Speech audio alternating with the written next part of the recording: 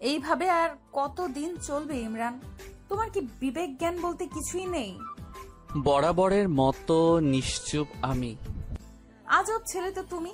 আমার প্রশ্ন কানে যাচ্ছে না তোমার নাকি? হ্যাঁ, চিৎকার শুনে আমি ভয়ে চুপসে আছি, আর পার্কের সবাই চেয়ে আছে আমাদের দিকে। হয়তো মজা নিচ্ছে সবাই। দেখো আমার পক্ষে আর রিলেশন রাখা সম্ভব না। কেন? কেন তা জানিস না তুই? তোর মতো ছেলে আমার পায়ের নিচে পড়ে থাকে, বুঝছিস?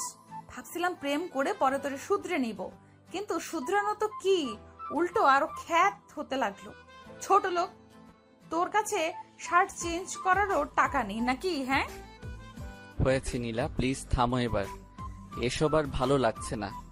দেখতেছো সবাই প্রেম করতে, কিন্তু তুমি এগিয়ে এসেছো। আমার মতোই আমি থাকি, কারো কথা শুনে চলার ইচ্ছা আমার নেই। আর হ্যাঁ, আমার টাকা নাই তাই কিনি না। হয়েছে, আর কিছু শুনতে চাও? অপমান না করলেও পারতে। ও এই অপমান সেই লাগছে তোমার গায়ে, সেরকম তাই না? তোমার জন্য যে আমার বান্ধবীগুলো অপমান করে আমায়, সেটা আমার ভালো লাগে না। আমার লাগে না? ও সেটা তো তোমার লাগবে না, কারণ তারা তো আমায় অপমান করেছে, তোমায় না। যত সব খ্যাত। বলেই চলে গেল নীলা, আর আমি পার্কেই দাঁড়িয়ে আছি। সব লোকের সিনেমা দেখা শেষ, তারাও যে যার বয়ফ্রেন্ড গার্লফ্রেন্ডের দিকে চলে গেল। হয়তো তারা ভাবছে মেয়েটাই বা এতদিন কি করে রিলেশনে ছিল এই উজবুক ছেলেটার সাথে। গাধা একটা এখন। আমার পরিচয়টা দেই, আমি ইমরান, ইন্টার দ্বিতীয় বর্ষের ছাত্র। মাকে হারিয়েছি যখন ক্লাস 3-তে পড়ি। এরপর বাবা। নতুন বিয়ে করলে অশান্তি চলে আসে আমার জীবনে। সব মা তো আর মা হয় না, কিছু মা রাক্ষসীও হয়, যেমনটা আমার কপালে জুটেছে। বাবার অভাব নেই কোনো কিছুর, আর তার অন্য 2 ছেলেরও অভাব নেই। অভাব শুধু আমার একারই, কারণ চাইলেও কিছু পারি না। আমার মোট শার্ট 2টা, প্যান্ট 2টা। আমার আমার মোট শার্ট 2টা, প্যান্ট 2টা, তাও একটা কলেজে যাওয়ার জন্য, আর অন্যটা বাসায় আর বাইরে। পরে যাই বাসায়, আর সময় পাই কোথায় শার্ট পরা? সারাদিন তো বাসার কাজ করতেই চলে যায়, কাজ না করলে আবার ভাত বন্ধ। এক শার্ট পরে যাই জন্যই নীলা কথা শোনালো। আজ মাঝে মাঝে কথাগুলো অসহ্য লাগে। শুধু নীলা না, আরো অনেক মেয়েই বলেছে মাঝে মাঝে ইচ্ছে করে নিজেকে পাল্টাই, কিন্তু কিভাবে পাল্টাবো? আমার কাছে তো আর টাকা নেই। বাবাও মায়ের কথায় উঠে আর বসে, তাই আমার কথা আর ভাবেও না। খুব অবাক লাগে আমার, যেখানে আমি চোখের মনি ছিলাম সেখানে আজ। আসলে সময়ের সাথে মানুষগুলাও বদলে যায়। চলুন, শুরুটা কিভাবে হয়েছিল তা বলি আপনাদেরকে। এসএসসিতে রেজাল্ট ভালো করায় জেলার সরকারি কলেজে সিট পেতে সমস্যা হয়নি। মাঝে মাঝে ভয় হতো যে সেখানে সব ধনীর ছেলেমেয়েরা পড়ে, আমি কি নিজেকে মানিয়ে নিতে পারবো তাদের সাথে, নাকি পথের মাঝেই পড়ে থাকবো। তারপরও ভর্তি হয়ে যাই কলেজে। প্রথম দিন কলেজে গেলে সবাই ঘুরে ঘুরে দেখতে থাকে আমায়। মনে হয় যে ইমরান নামের ছেলেটা অন্য গ্রহ থেকে এসেছে। দোস্ত, ছেলেটাকে দেখ, কি যে অবস্থা! এই কলেজে চান্স পায় কিভাবে এরা? শরীরের ড্রেস আপের সাথে চশমাটা যা মানিয়েছে না, দেখ। আমি কিছু না বলে চুপচাপ ক্লাস করতাম আর বেরিয়ে আসতাম। তাছাড়া কি বা বলতাম? এসব তো ছিল প্রতিদিনের ব্যাপার। কলেজে আসলে এক প্যারা, আর বাসায় আর এক প্যারা। শুরু থেকেই বলি, আমার ব্যাপারে তো জেনে গেছেন। আমি ইমরান, বাবা ধনী হলেও আমি গরিব। আর নীলা অনেক ধনী পরিবারের মেয়ে, সে দেখতেও অনেক কিউট। আমার মতো সে হাবলু টাইপের না, অনেক আধুনিক মেয়ে সে। পড়ালেখায় তেমন ভালো না। বন্ধুদের আড্ডায় সবার আগেই পাওয়া যায় ও। সারাদিন ওদের সাথে হই হুল্লোড় করে বেড়ানোই ওর কাজ। আমি যতক্ষণ কলেজে থাকতাম একা একাই কাটাতাম। ক্লাসের সবাই যখন আড্ডা দিচ্ছে তখন দেখা যেত কোনো কোণে বসে থাকতে। একদমই চুপচাপ থাকার চেষ্টা করতাম, আর তখন ক্লাসের সবাই মজা করতো আমায় নিয়ে, বলতো যে ওই দেখ খ্যাতটা আসছে। তবে এই কথাগুলো নীলার খারাপ লাগতো। এমন কথা শুনে নীলার মনে একটু মায়া জন্ম নেয়। ও ভাবে একে ভালোবেসে তারপর সবকিছু পরিবর্তন করে দিবে। অন্য 8-10টা ছেলের মতো ইমরানও সবার সাথে কথা বলবে, আড্ডা দিবে। তাই একদিন সে সরাসরি প্রপোজ করে। সেদিন আমি নীলাকে কিছু না বলেই চলে আসি, কিন্তু সেও নাছোড়বান্দা, ও পিছনে লেগেই থাকে। কলেজে যখন একা একা বসে থাকি তখন সে এসে পাশে বসে গল্প করতে চায়, হাতটা ধরতে চায়, চশমাটাও খুলে দিতে চায়, কিন্তু আমি দেই না। শুধু বোকা মার্কা একটা লুক নিয়ে বলি যে চশমা ছাড়া আমি কিছুই দেখি না। এমনভাবেই সবসময় নীলা আমার পিছনে থাকতো, যার ফলে একদিন আমি ঠিকই রাজি হয়ে যাই। তবে পরিবারের কথা লুকিয়ে রেখেছিলাম ওর কাছে। হ্যাঁ, বলার সম্পর্ক শুরু হয়, আর নীলাও তার উদ্দেশ্য অনুযায়ী পরিপাটি করার দিকে মন দেয়। সব সময় শাসনের মাঝে রাখতো, এটা করবা না, ওটা করবা না, এটা পরবা না, এটা খাবে না ইত্যাদি। আমিও শুনতাম, কিন্তু যখন সে চালচলনে পরিবর্তন আনতে বলে তখন একটু পিছু নেমে যায়। কারণ আমার তো সম্ভব না অন্য 8-10টা ছেলের মতো চলা। আমার দ্বারা সম্ভব না ক্লাসের সবচেয়ে স্টাইলিশ ছেলেটার সাথে তাল মিলিয়ে চলা, কারণ আমি কঠিন বাস্তবতার শিকার। নীলা সেই কথা জানতো না, তাই সব সময় ওকে এসব কথা বলতো। প্লিজ নিজের মাঝে একটু পরিবর্তন আনো। এত বোকা খ্যাত টাইপের কেউ হয়? তোমার কি বিবেক নেই? ক্লাসে বাকি ছেলেদের দিকে তাকাও একবার। ওরা কিভাবে চলে আর তুমি কিভাবে চলো? তখন শুধু মাথা নিচু করে করে শুনতাম। সেদিন নীলা বলে যে, শোনো, আজকে বিকালে আমার জন্মদিনের পার্টি আছে, ভালো করে রেডি হয়ে আসো। কিন্তু আমি ঠিক আগের মতোই এসেছিল। কি করবে, 2টা শার্ট আর 2টা প্যান্ট ছাড়া যে ওর কিছুই নেই। প্রতিবার যেই শার্টটা পরে আসে এটাই আজকে পরে আসলাম। সাথে আছে একজন আদর্শ বোকা মানুষের সকল উপাদানগুলো। নীলা তখন অনেক রাগী চোখে আমার দিকে তাকায়। পরে বাধ্য হয়েই নিয়ে যায়, পুরনো বান্ধবীদের সাথে দেখা করে, আমাকেও পরিচয় করিয়ে দেয়। কিন্তু আমাকে দেখে সবাই অন্য চোখে ওর দিকে তাকায়। এখানে যারা এসেছে সবাই উচ্চ পরিবারের, কিন্তু আমি দেখেই মনে হচ্ছে ও কতটা সাধারণ। পায়ে আছে 100 টাকা দামের অতি সাধারণ জুতা। ওদের চাহনির উদ্দেশ্য বুঝতে পেরে আমি একটু দূরে গিয়ে দাঁড়াই। এদিকে ওর একটা ফ্রেন্ড বলে ওঠে, নীলা, তোর মতো একটা মেয়ে এমন একটা খ্যাতের সাথে প্রেম করবি এটা ভাবতেও পারিনি। এইটা কোনো ছেলে হলো?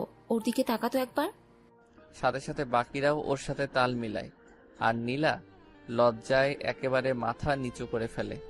ও তার বন্ধুদের সামনে চলে আসে। আমিও সব কথা শুনেছি, তবে চুপ করেছিলাম, কারণ আমি জানতাম এমন কিছুই হবে। এটা নতুন কিছু না, এমন কথা শুনতে শুনতে অভ্যস্ত হয়ে গেছি। এরপর ওখানে না থেকে বাসায় চলে আসি। নীলা খুব রেগে গিয়ে বলেছিল, যদি কালকে শার্টটা পরিবর্তন করে না আসি তাহলে অন্য কিছু হয়ে যাবে।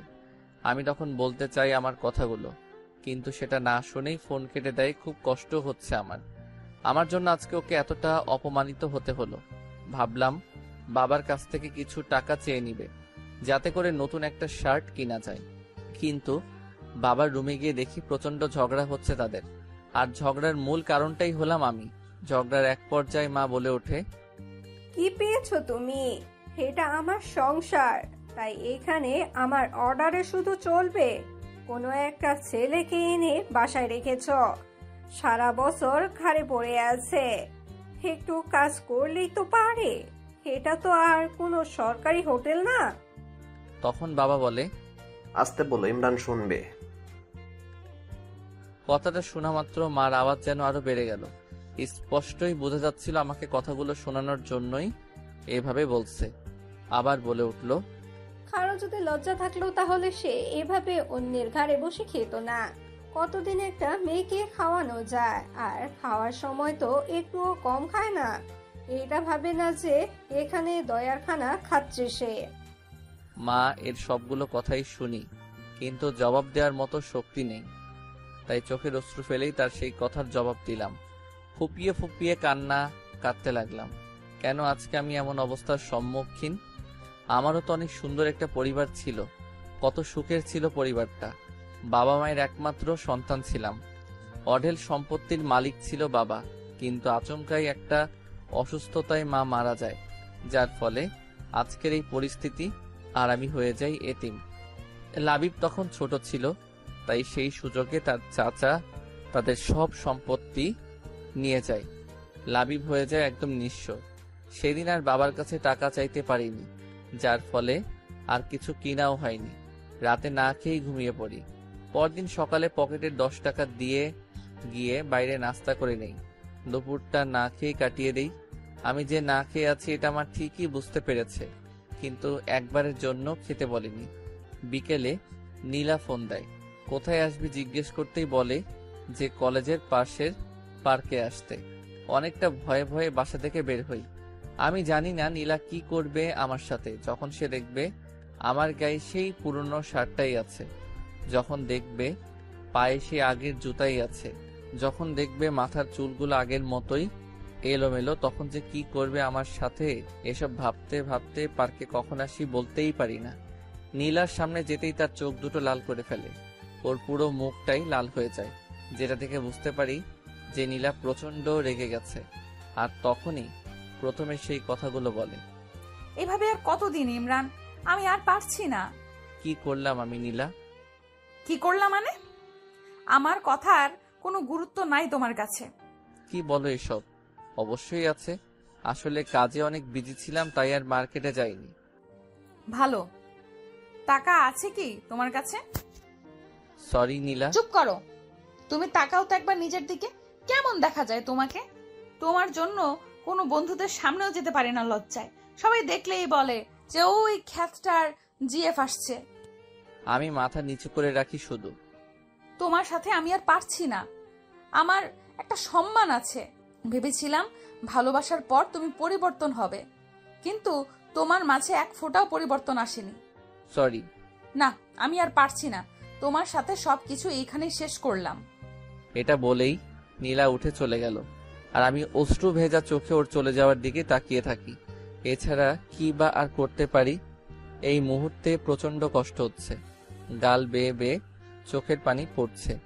আমি জানি নীলা আমার সম্পর্কে কিছুই জানে না, তাই এমন করেছে, কিন্তু সে কি করবে?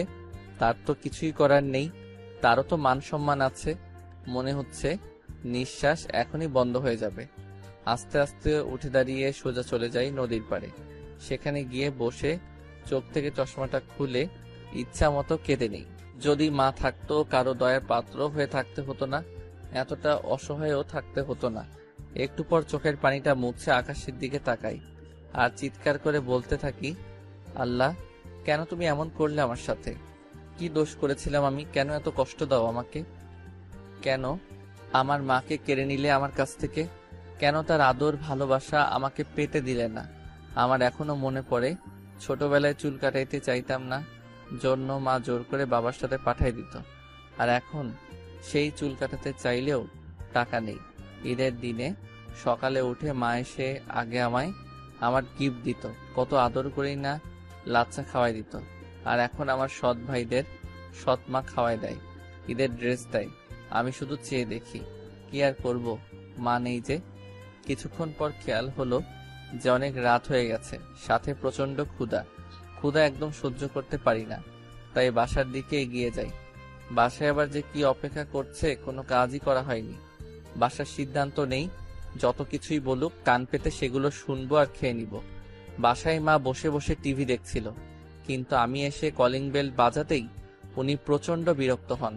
প্রথমে ভেবেছিলেন ওনার স্বামী এসেছে, কিন্তু দরজা খুলে যখন দেখেন আমি দাঁড়িয়ে আছি, তখন ওনার রক্ত গরম হয়ে যায়। প্রচন্ড রেগে কথা বলে, থাকিস কই? এত রাতে কেউ বাসায় আসে? এটা কি নিজের বাসা পাইছস? থাকছস অন্যের বাসায়, লজ্জা করে না? আবার এত রাত করে বাসায় ফিরস? চুপ করেই কথাগুলো শুনতে থাকি, কিছুই বলার নেই। রুমে এসে কিছুক্ষণ শুয়ে থাকি, তারপর ক্ষুধার জ্বালায় মায়ের সামনে যাই। ওনার সামনে গিয়ে দাঁড়াতেই উনি রাগী চোখে তাকায়। একটু ভয় পেলেও বাধ্য হয়ে বলি যে, মা, খাওয়ার মতো কিছু আছে? খুব ক্ষুধা লেগেছে। এই পাইছস কি তুই? হ্যাঁ, তোর খাওয়া দেখে মনে হচ্ছে না তোর মা এখানে কোনো হোটেল দিয়ে রাখছে। বিনা পয়সায় তো 15 বছর পার করলি, আর কতদিন? খাবি অন্যের ঘাড়ে? মা, আমি একটা চাকরি পাই, তারপর আপনাদের সব টাকা শোধ করে দেব। প্লিজ এখন আমাকে কিছু খেতে দিন, খুব ক্ষুধা লেগে আছে। আমার ঠেকা পড়ে নাই তোকে খাওয়ানোর। আচ্ছা, তোর কি কোনো বিবেক নাই? মানুষের তো একটু লজ্জাও থাকে, তোর কি সেটাও নেই? মাথা নিচু করে রাখি। একটু পর মা উঠে গিয়ে কতগুলো শুকনা মুড়ি এনে দেয় আর বলে, এই নে দয়ার খানা, তোর কাছে হাত জোর করে বলি, দূর হ তুই। এত আপদ ভালো লাগে না আর। উফ, হাল্লা বাঁচাও। ততক্ষণে চোখ থেকে অশ্রু পড়া শুরু করেছে। খাওয়ার ইচ্ছেটাই চলে গেছে, না খেয়ে রুমে চলে আসে আর প্রচন্ড কান্না করি। তবে সেটার কোনো শব্দ নেই, সিদ্ধান্ত নেই যে আর থাকবে না এখানে। জানিও না কোথায় যাব, তবে এটা নিয়ে ভাবিও না। খাতা কলম নিয়ে বসে যাই।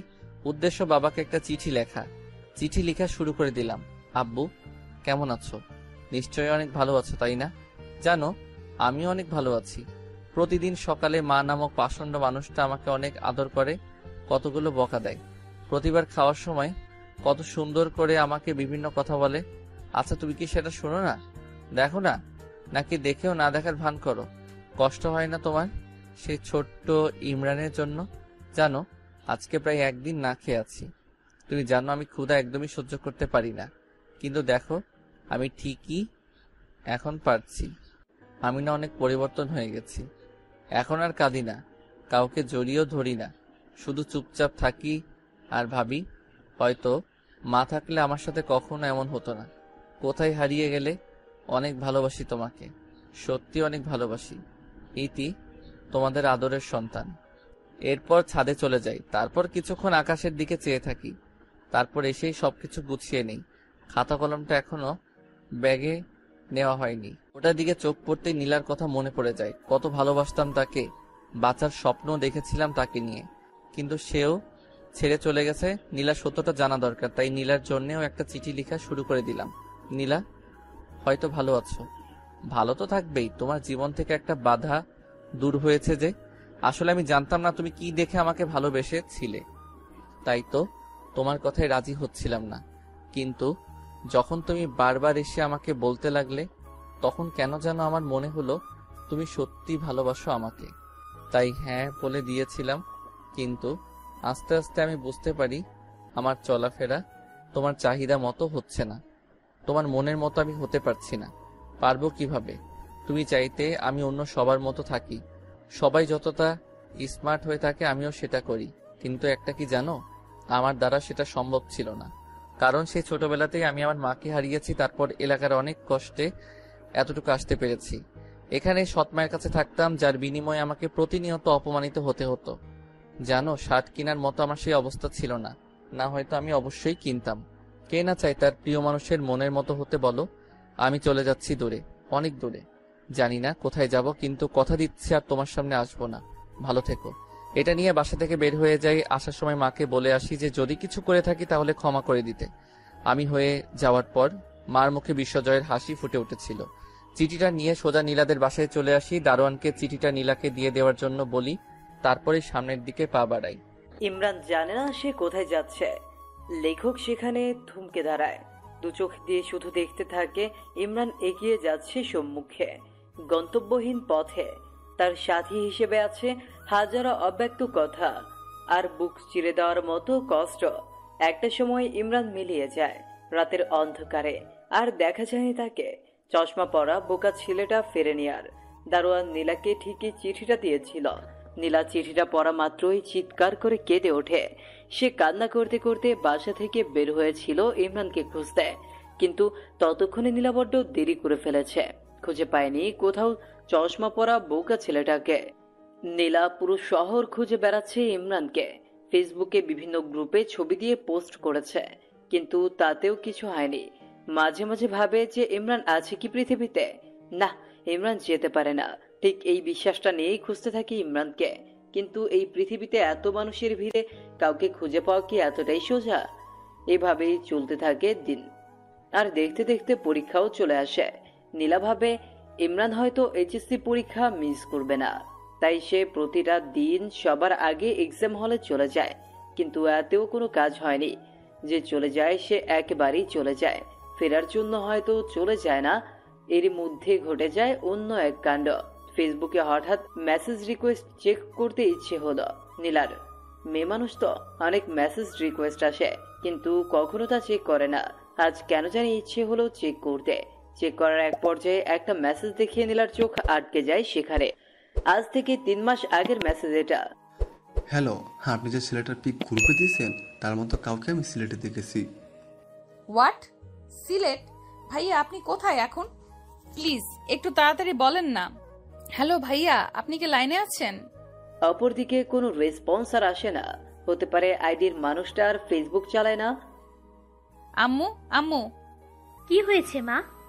মা, আমি সিলেট যাব। এরপর সব খুলে বলে তার মাকে। তা তোর বাবাকে কি বলবি?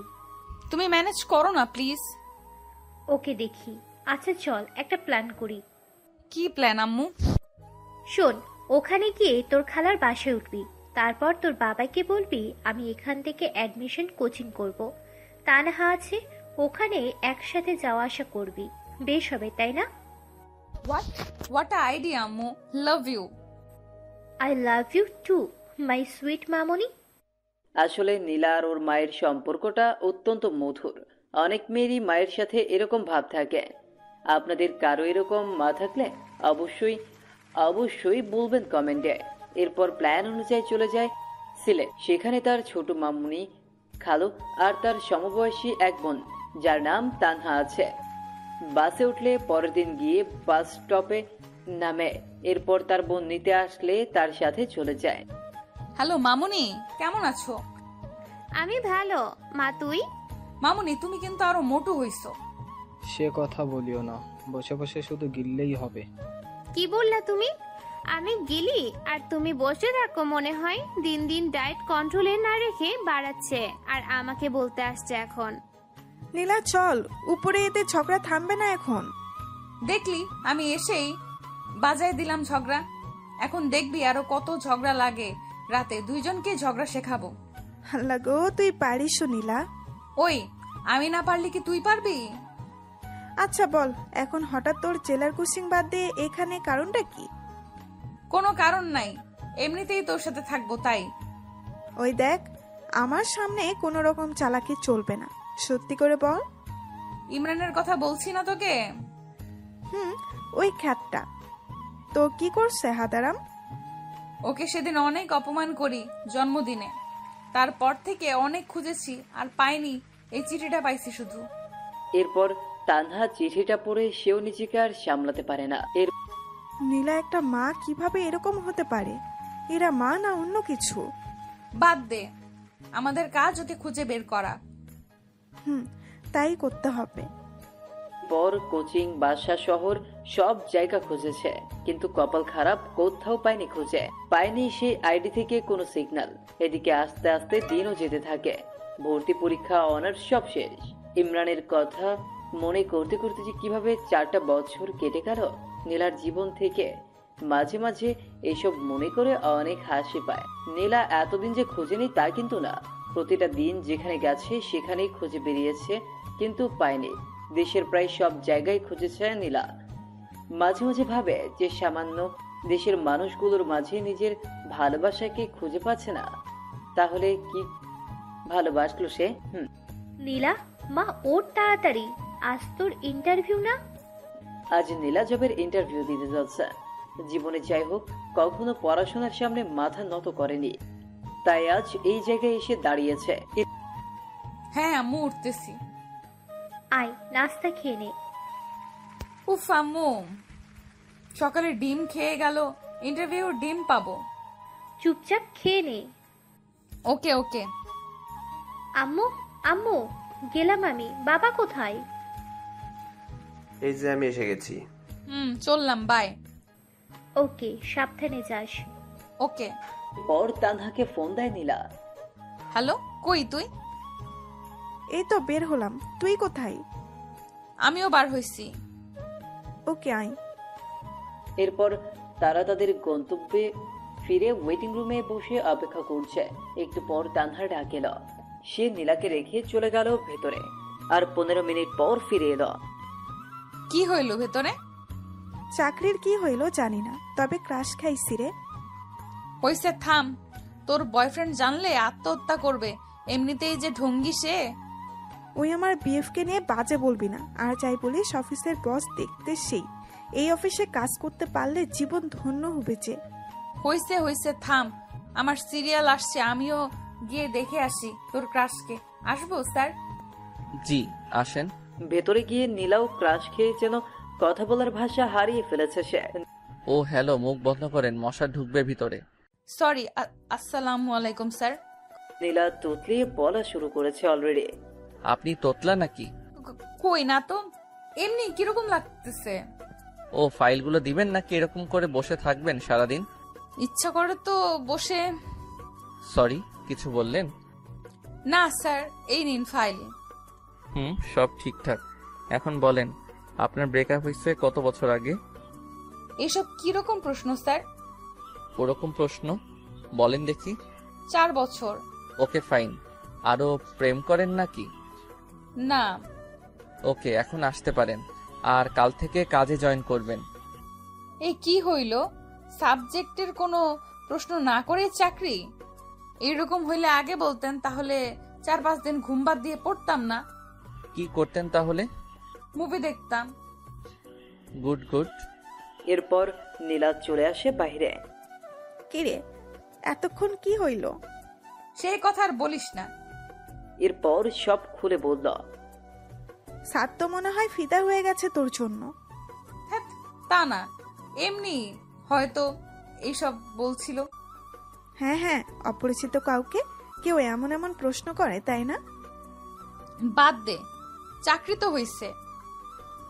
বাসায় চল। মা তোকে আমাদের ওখানে যেতে বলছে। ওকে চলো, তোমার তো চাকরি হইল, তাই বেশ মজাতেই আছেন। আমার কপালে যে কি জোটে। ঠিক যেখানে লেখকের কলম থেমে গেছিল সেখান থেকে জন্ম নেয় আরো একটা নতুন গল্পের। আসলে পৃথিবীটাই এরকম, যেখানে কিছুর সমাপ্তি ঘটে সেখান থেকেই আবার নতুন কিছু শুরু হয়।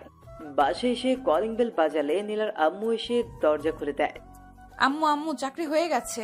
হাত ধরে নাচতে লাগলো নীলা। ওই ওই, ছাড় আমাকে, পড়ে যাব তো। কিচ্ছু হবে না। নীলা ছাড়, এখন পরে মজা করিস। তোর পেছনে তেলাপোকা দেখ। কই কই? নাই, চলে গেছে। হারামি, ভয় দেখাস আমাকে? শুধু রুমে চল, মজা দেখাবো এখন। ও মামুনি, দেখো না তোমার মেয়ে কিরকম ট্রেড দিচ্ছে। তোরা না যা, রুমে গিয়ে ফ্রেশ হ।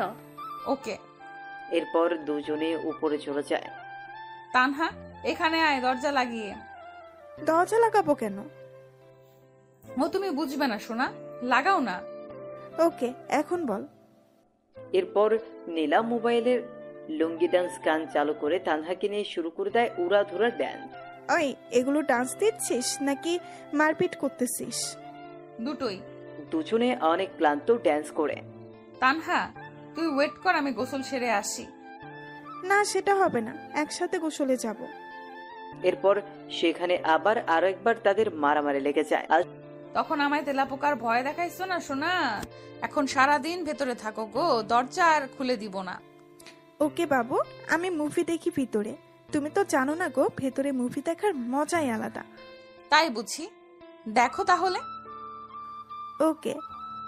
থাক, বার হয়ে আয় না, দেই তোকে কষ্ট। এখন খুললি কেন? সারাদিন না রাখবি?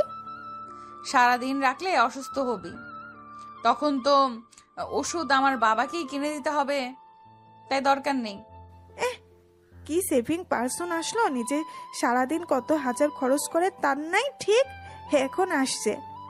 হয়েছে হয়েছে, আয় এখন নিচে যাই, ফ্রিজে ফুচকা আছে, খাওয়াবো, চল। তাই নাকি? চল তাহলে। আসলে সমবয়সী বোন থাকলে যা হয় আর কি। বিকেলের দিকে তানহার কনফার্মেশন মেসেজ আসে, সে অনেক খুশি।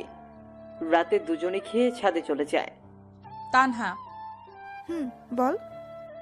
জানিস, দিনগুলো না সুন্দর হাসি ঠাট্টা তামাশা ফাজলামিতে কেটে যায়, কিন্তু রাত হলেই আর থাকতে পারি না, খুব মনে পড়ে যায়। আসলেই রে, রাতগুলো এরকম, রাতগুলো দিনের বাহিরে অবরোধ ভেদ করে ভেতরের মানুষগুলোকে বের করে দেয়, যার চিত্র দিনের বেলা থেকে সম্পূর্ণ আলাদা। হুম, ঘুমাবো চল, কাল প্রথম অফিস, তাই লেট করা যাবে না। হ্যাঁ চল। এরপর রাতটা কেটে যায়। পরদিন সবার কাছ থেকে দোয়া নিয়ে পা বাড়ায় অফিসের দিকে। অফিসে গেলে পিয়ন নীলা আর তানহার ডেস্ক দেখিয়ে দেয়। তারা দুজন পাশাপাশি কাজ করবে, এইসব সম্পর্কে তো তারা কিছুই জানে না। একটু পর পিয়ন এসে বলল, স্যার আপনাদের দুজনকেই ডেকেছে। এরপর চলে যায় সোজা বসের রুমে। স্যার আসবো? আসুন। তা মিস নীলা অ্যান্ড তানহা, কেমন লাগছে নতুন অফিস? বেশ ভালোই। আর বস তো আরো ভালো। তাই নাকি? তো কি দেখলেন ভালোর? এই তো পুরাই ক্রাশ। তানহা, আমি কিন্তু আপনার বস। না রাখেন তো, আমি বস টস বলতে পারবো না, ভাইয়া বলে ডাকবো প্লিজ। ওকে, তো যে জন্য ডেকেছি এই হচ্ছে তোমাদের ফাইল, এগুলো কমপ্লিট করে দিও। আপনার নামটা কি ভাইয়া? নীলা শুধু চুপ হয়ে তানহার কথা শুনতেছে। মেয়েটা যে এত বেশি কথা বলে। নাম শুনে কি হবে? ভাইয়া বলে ডাকবো, আর ভাইয়ার নামটা জানবো না? তাই, আমার নাম সাজিদ। ওকে, আর তুমি করে বলবো। যা ইচ্ছে বলিও, এখন যাও কাজ করো। Okay bye. আরো শোনো, বলেন। লাঞ্চ টাইমে একসাথে খাবো। ওকে ভাইয়া। এরপর যে যার কাজে মন দেয়। এইদিকে লাঞ্চের টাইম কোন দিক দিয়ে চলে যায় তা সাকিব বুঝতেই পারে না। ভাইয়া একটু সময় হবে কি? তোমার ক্ষুধা লাগছে অনেক তো। ও সরি, আমার তো মনেই নেই, তো তোমরা আগে মনে করে দিবা না? আপনি যে মনোযোগ দিয়ে কাজ করতেছেন, কিভাবে ডিস্টার্ব দেই বলেন? ওকে, চলো এখন। এরপর লাঞ্চ শেষ করে আবার সবাই যে যার কাজে চলে যায়। অফিস টাইম শেষ হলে বাসায় চলে যায় সবাই।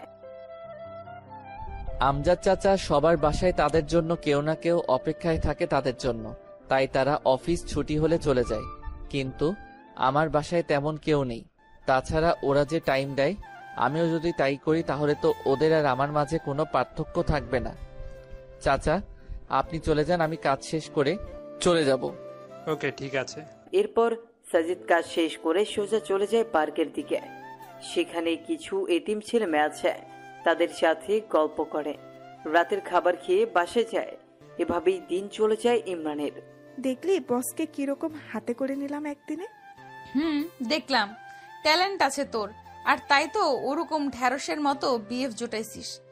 আরে ওটার কথা বাদ দে তো। ও থাকাও যে না থাকাও সে। সারাদিনে কি একবারও বলেছে আমার সাথে কথা বলে নাই? ওর সাথে ব্রেকআপ করতেই হবে আজ। তা করিস পরে। ক্ষুধা লাগছে, খাবো চল। মামনি খাইতে দাও, ক্ষুধা লাগছে। ওকে বস দিচ্ছি। জানো আজ কি করছে তানহা? কি? বসকে একদম পটিয়ে ভাই ডাকা শুরু করছে। তুমি বলো তো ঠিক করছি না।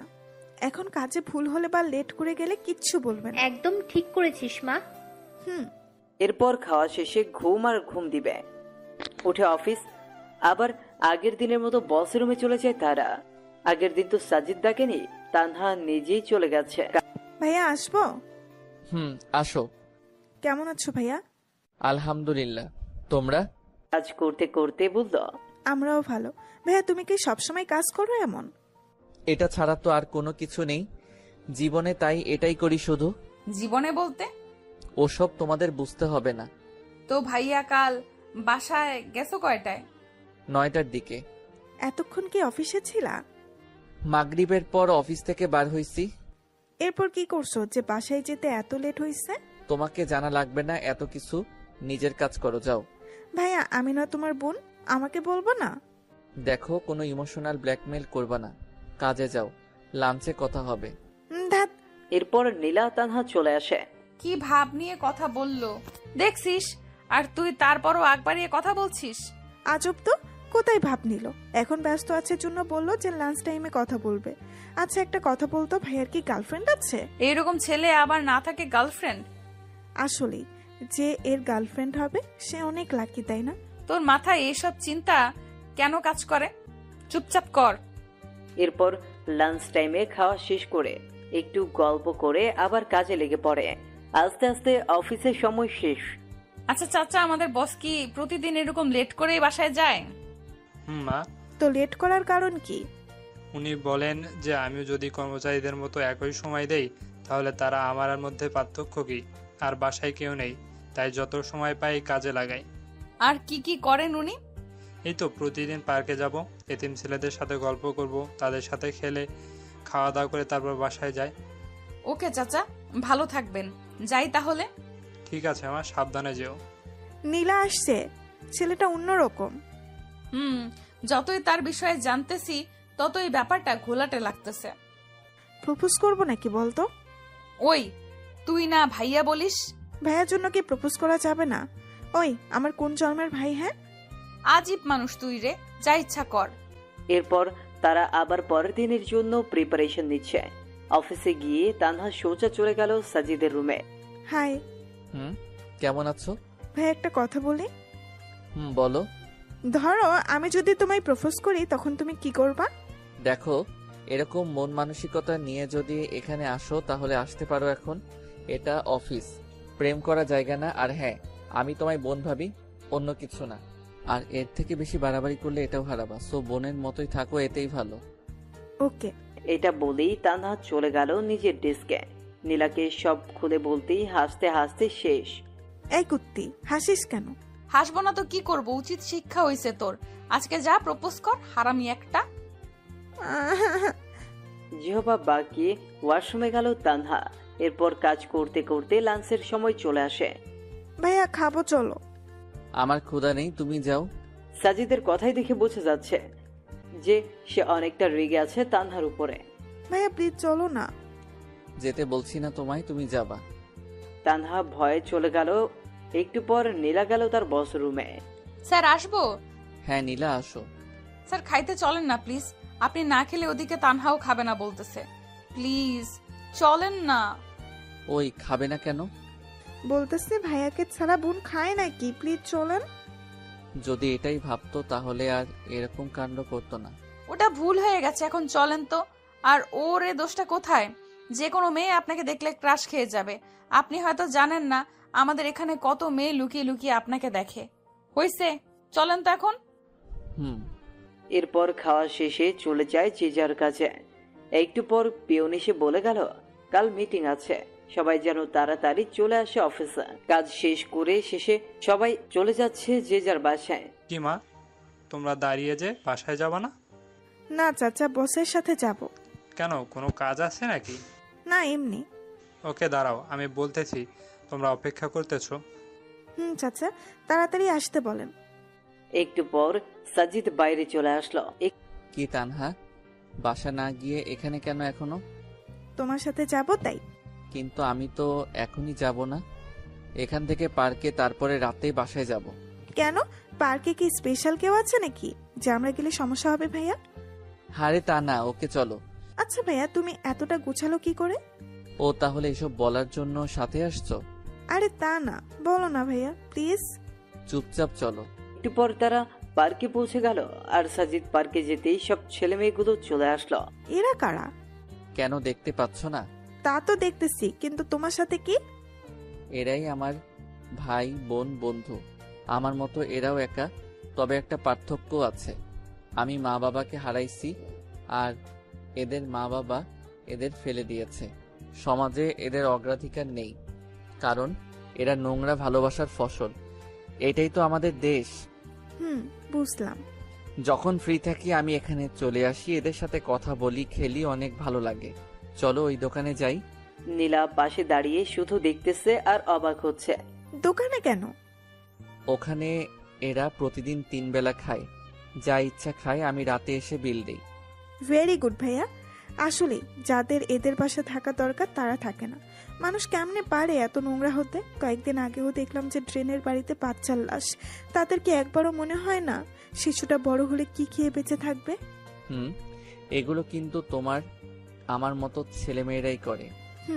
তো ভাইয়া কাল কি আছে অফিসে? সেটা কালই দেখিও। ভাইয়া আমার না কিছুদিন ছুটি লাগবে। শুধু তোমার, এই ম্যাডামের লাগবে না? স্যার আমারও লাগবে। তো এরকম স্ট্যাচু হয়ে আছেন কেন? মনে মনে কোনো একজনকে খুঁজে বেড়াচ্ছি তাই। ও তাই? তো কে, বয়ফ্রেন্ড নাকি? তো কতদিন থেকে খুঁজতেছেন? প্রায় 6 বছর। ও মাই গড, এতদিন ধরে খুঁজেও পাননি? আচ্ছা, অনেক রাত হইছে, এখন বাসায় চলে যান। ভাইয়া দাঁড়াও, দাঁড়িয়েই তো আছি, বসতে বলো নাকি? ভাইয়া তুমিও না, নাও এটা তোমার। কি এটা? আর কিসের জন্য? খুলে দেখিও পরে, আর বোনের তরফ থেকে ছোট্ট একটা গিফট। ওকে। এরপর যে যার বাসার দিকে চলে গেল। বেশ ভালোই লাগছিল, কিন্তু হেঁটে, তাই না? ছেলেটার কাজগুলো দেখলে আরো আশ্চর্য হয়ে যায়। এরপর তারাও বাসায় চলে আসে। ও আম্মু, আজ কি হয়েছে জানো? কি? তানহা প্রপোজ করছে বসকে। তারপর আর কি, দিল কথা শোনায়। তানহা দেখি বেস্ট ফার্স্ট। নে এখন খেয়ে নে। আম্মু, ছেলেটা না অন্যরকম। খাইতে খাইতে বলতে লাগলো, কি রকম? আরে মামুনি, কাজগুলো না পুরাই আজব আজব। ওনার নাকি মা বাবা কেউ নেই, তাই কিছু এতিম ছেলেকে নিজের দায়িত্বে পড়ায়, খাওয়ায়, আরো কত কি। এতে খারাপ কি? ভালোই তো। তো আমি কি খারাপ বলছি নাকি? তা না। আচ্ছা, একদিন নিয়ে আসিস বাসায়। ওকে, আনবো। এরপর খেয়ে দুই বোন চলে যায় ছাদে। আচ্ছা তানহা, আমার না আমাদের বসকে দেখে ইমরানের কথা মনে পড়ে যায়। কেন? আরে না, কথাগুলো না কি ওর মতোই। মাঝে মাঝে মনে হয়, আবার মনেও হয় না, কারণ ইমরান তো এরকম না। ওকে ভালো করেই চিনি আমি, কোনোভাবেই এরকম গোছালো হওয়া সম্ভব না। তা ঠিক। আবার দেখ, চাচা বলছে যে বসের কেউ নেই, কিন্তু ইমরানের তো বাবা আছে। ফটকাটা এখানেই। নীলা, একটা কথা বলি। বল। তুই ইমরানকে ভুলে যা, এটাই ভালো হবে। দেখ ও কোথায় আছে, কেমন আছে তা আমরা কেউ জানি না, তাই ওর আশা ছেড়ে দে, নতুন করে শুরু কর সবকিছু। প্লিজ, নেক্সট টাইম আর এটা বলবি না। ঘুমাবো, চল। এরপর ঘুমায়, আর ঘুম থেকে পরের দিন উঠে চলে যায় অফিসে। চাচা, সবাই এসেছে? হ্যাঁ বাবা। সবাইকে কনফারেন্স রুমে যেতে বলেন, আমি আসতেছি একটু পর। একটু পর সবাই চলে আসলো। Hello guys, attention please. কাজ তো অনেক হলো, এবার একটা আনন্দ মজা করার দরকার। তাই ঠিক করছে আগামী বুধবার আমরা ঘুরতে যাব বান্দরবনে। কি তোমরা প্রস্তুত তো? Yes sir. So guys, let's enjoy. আর আশা করি এখনো 2 দিন বাকি আছে। এই 2 দিন সবাই সবার কাজগুলো সেরে ফেলবেন, আর বুধবার ঠিক 7টায় অফিসে চলে আসবেন। ওকে। সবাই সবার কাজে চলে গেল। নীলা দেখ, স্যারের ফিলিংস আছে বলতে হবে। ঠিক বলছিস। দাঁড়া, বসের রুম থেকে আসতেছি। ওখানে কেন আবার? আহা, ওয়েট কর না। ভাইয়া আসবো? আসো। একটা রিকোয়েস্ট রাখবা প্লিজ? কি বলো আগে, তারপর ভেবে দেখব। ঘুরতে যাওয়ার সময় আমার পাশে বসতে হবে, প্লিজ প্লিজ প্লিজ। ওকে, যদি সকলের সিট আগে ফিল আপ হয় তো বসবো, বাট সিট কম পড়লে সরি। ওকে, থ্যাঙ্কস। কি হইল রে ভেতরে?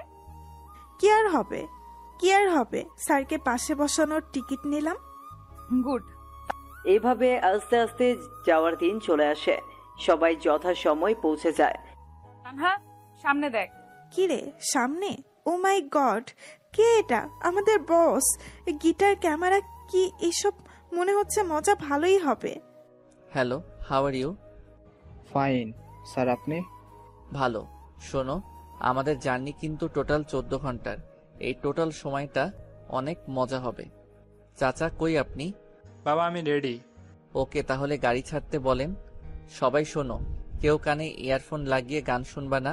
মোবাইলের গান তো প্রতিদিনই শুনি, আজ না হয় অন্যের খালি গলায় শুনবো। যার যে গান শুনতে ইচ্ছা করবে, আর এখানে যার গলায় শুনতে ইচ্ছা করবে বলবা আমাকে। সে গান না পেলেও ওই গানের নিম্ন 6 লাইন গাইতে হবে। ক্লিয়ার সবার? তো আগে আমি শুরু করছি একটা গান দিয়ে, এরপর তোমরা শুরু করবা। কার কি গান আর কার কাছ থেকে শুনবা? ওকে। এরপর সাজিদ আস্তে করে গিটার হাতে নিয়ে সুন্দর একটা সুর তুলে বলতে শুরু করলো। চোখে চোখ রেখে বসে আছি এভাবে, দেখো না কি তুমি আমার মনে যে কে, আমার চোখে কি দেখোনি? মনের কথা কি বোঝনি? তবু একবার দেই বলে ভালোবাসি তোমাকে, আবারও বলছি তোমাকে বেসেছি আমি ভালো। এইভাবে সম্পূর্ণটাই শেষ করলো। আর একটা হবে। আরে না, এখন আমি রিকোয়েস্ট করব আমাদের চাচাকে একটা গান বলতে। চাচা আজ না করতে পারবেন না। ইয়াহু। চাচা শুরু করেন। এরপর চাচা শুরু করলো মাইলসে ফিরিয়ে দাও গান। কি চাচা, কাকে বলতেছেন এই বয়সে প্রেম ফিরিয়ে দিতে? সবাই তো হাসতে হাসতে শেষ। কই, কাউকে না তো, আমি গান বললাম। আমি বুঝছি চাচা, এই বয়সে কাকে মন দিলেন? স্যার, আমাদের সকলের একটা প্রশ্ন আছে। কি প্রশ্ন? আপনি কিভাবে এই কম বয়সে একটা কোম্পানির মালিক হলেন? মানে আপনার জীবনী নিয়ে জানতে চাই। ওটা শেষে বলবো, এখন গানের পর্বটা শেষ হোক। এই তানহা শোন, নীলা তানহার কানে কানে বলতেছে। কি বল? যে গানটা স্যার বললো সেটা ইমরানের খুব ফেভারিট। আমাকে সে অনেকবার শুনিয়েছে, কিন্তু ইমরান গিটার বাজাতে জানে না। তোর সব কথা রেখে সামনে তাকা। স্যার প্লিজ এখন বলেন না আপনার জীবন সম্পর্কে। খুব জানতে ইচ্ছে করে যে মানুষটা কিভাবে এতটা গোছালো হতে পারে। আসলে এসবের পিছনে আমার গার্লফ্রেন্ডের অবদান। তার সাথে দেখা হলে একটা ধন্যবাদ দিব। তার করা অপমানগুলোই জেদ হয়, আর আমি সামনে এগিয়ে যাই। কত যে কষ্ট করতে হয়েছে এই জায়গায় আসতে, সেটা আল্লাহ আর আমি জানি। বাদ দাও ওসব, বাকিটা পরে। ওমা গো, গার্লফ্রেন্ডের হাত তো ভাইয়া এখনো আছে কি? নেই, তবে চোখ বন্ধ করলেই দেখতে পাই। তো এখন আমার প্রশ্ন নীলার কাছে। আজ সে তার ব্রেকআপের গল্প বলবে। এরপর মিস্টার খালিদ আপনি রেডি থাকবেন। আপনাকে এমন কিছু বলতে হবে যেন সবাই হাসে। আসলে আমার বিএফ এর নাম ইমরান। নিজেই একদিন ভুল করেছি আর সে চলে গেছে। কি ভুল করেছিলেন? অপমান করেছিলাম। এরপর 6 বছর ধরে খুঁজতেছি, কিন্তু পাচ্ছি না। বাবা, এত ভালোবাসা তার জন্য যদি ফিরে আসে এখন, তো কি করবেন? 2 গালে থাপ্পড় দিব। কেন? আমাকে এত কষ্ট দেওয়ার শাস্তি পাবে না? এত রাগ তার উপর? হুম। তো খালিদ সাহেব, এখন তো আপনার পালা। স্যার একটু সময় দেন, ঠিক করে নেই কোনটা বলবো। ওকে 1 ঘন্টা বিরতি দিলাম। চাচা খাবার দেন সবাইকে। এরপর সাজিদ গিয়ে সোজা তার সিটে বসে পড়ল, মানে তানহার পাশের চেয়ারে। ভাইয়া তোমাকে কিন্তু সেই লাগছে আজ। তাই? তোমরা 2 জনও কম না কিন্তু। খাওয়া শেষে সবাই রেস্ট নিচ্ছে আর সাজিদ এক ধ্যানে বাইরে তাকাচ্ছে। স্যার বাইরে কি দেখেন? কিছু না, এমনি শহরটা দেখি। আপনার রিলেশনের কথা কিন্তু জানতে পারিনি এখনো। সেই মেয়েকে দেখতে ইচ্ছে করে যে কিনা আপনার মতো কাউকে পেয়েও অপমান করেছে। হইছে, আর দেখতে হবে না। খালিদ সাহেব শুরু করেন না। সবাই দেখেন না কিরকম গোমরা মুখ করে বসে আছে। আমি যেটা বলবো সেটা শুনে কেউ হাসতে হাসতে অজ্ঞান হলে কিন্তু আমার কোনো দোষ নেই স্যার। কি যে বলি কিছুই বুঝতেছি না। কিছু একটা বলেন স্যার। খালিদ সাহেবের ক্রাশ মিস সীমা। আচ্ছা তাহলে শুরু করি। গ্রামের পরিবেশ কিরকম সেটা আশা করি সবাই জানে। গ্রামে সব মানুষের ঘরে টয়লেট থাকে না, তাই যাদের টয়লেট থাকে না তারা তাদের কাজ সারার জন্য আসলে বাসবাড়িকে বেছে নেয়। এর মধ্যে কিছু মানুষ আছে যারা আবার নিচে কাজ চালাতে পারে না। কাজ চালানোর জন্য তারা বিভিন্ন গাছের উপরে ওঠে। তো এক লোকের অভ্যাস হচ্ছে যে গাছে উঠে সিগারেট খাওয়া প্লাস টয়লেট সারা। প্রতিদিনের মতো সেদিন বাসবাড়িতে গেলে সেদিন এক অন্যরকম কিছু ঘটে। কিরকম? সবাই আগ্রহ নিয়ে শুনতেছে আসলে কি হতে চলেছে। সেদিন তিনি চারপাশ দেখে সুন্দর গাছে উঠে গেল। তারপর আস্তে আস্তে সিগারেটের টান আর কাজ শুরু করে দিল। এদিকে এক বৃদ্ধ আবার নিচে এসে বসে পড়েছে।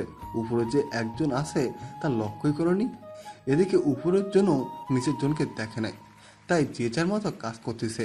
উপরের জন তখনও শুরু করতে পারে নাই, তাই জোরে চাপ দেয় গাছ নাড়া শুরু করেছে। এটা আবার নিচের জন দেখে উপরে যেই তাকাইছে ঠিক সময়ই জিনিসের সাথে তার মুখে চোখু। উপরের জন তখনও বুঝতে পারে না যে নিচে কি হচ্ছে, তাই সে কাজ চালাইতেই লাগলো। আর নিচের জনের মুখ শেষ। কোনো রকমের নিচের জন মুখ তুলে বলল, ওই থামবো নাকি লাঠি দিয়ে গাছে উঠবো। এটা শুনে উপরের জন নিচে তাকায় দেখে যা কাজ এতক্ষণে সেরে ফেলেছে সে আর কে পায়। তাকে এক লাফ দিয়ে গাছ থেকে লাফ দিয়ে দেবো। আর নিচের জন বলতেছে, হারামজাদা কি খাস তুই, এত টক আর কি গন্ধ। গাছে উঠে তোর টয়লেটের দৃশ্য আবার এক ভাই দূর থেকে ওপ্পো মোবাইল দিয়ে ভিডিও করছে। এরপর পুরো গ্রাম প্রচার। হা হা হা। কি শুনাইলেন ভাই? এরপর অন্য পর্ব শুরু হয়ে গেল।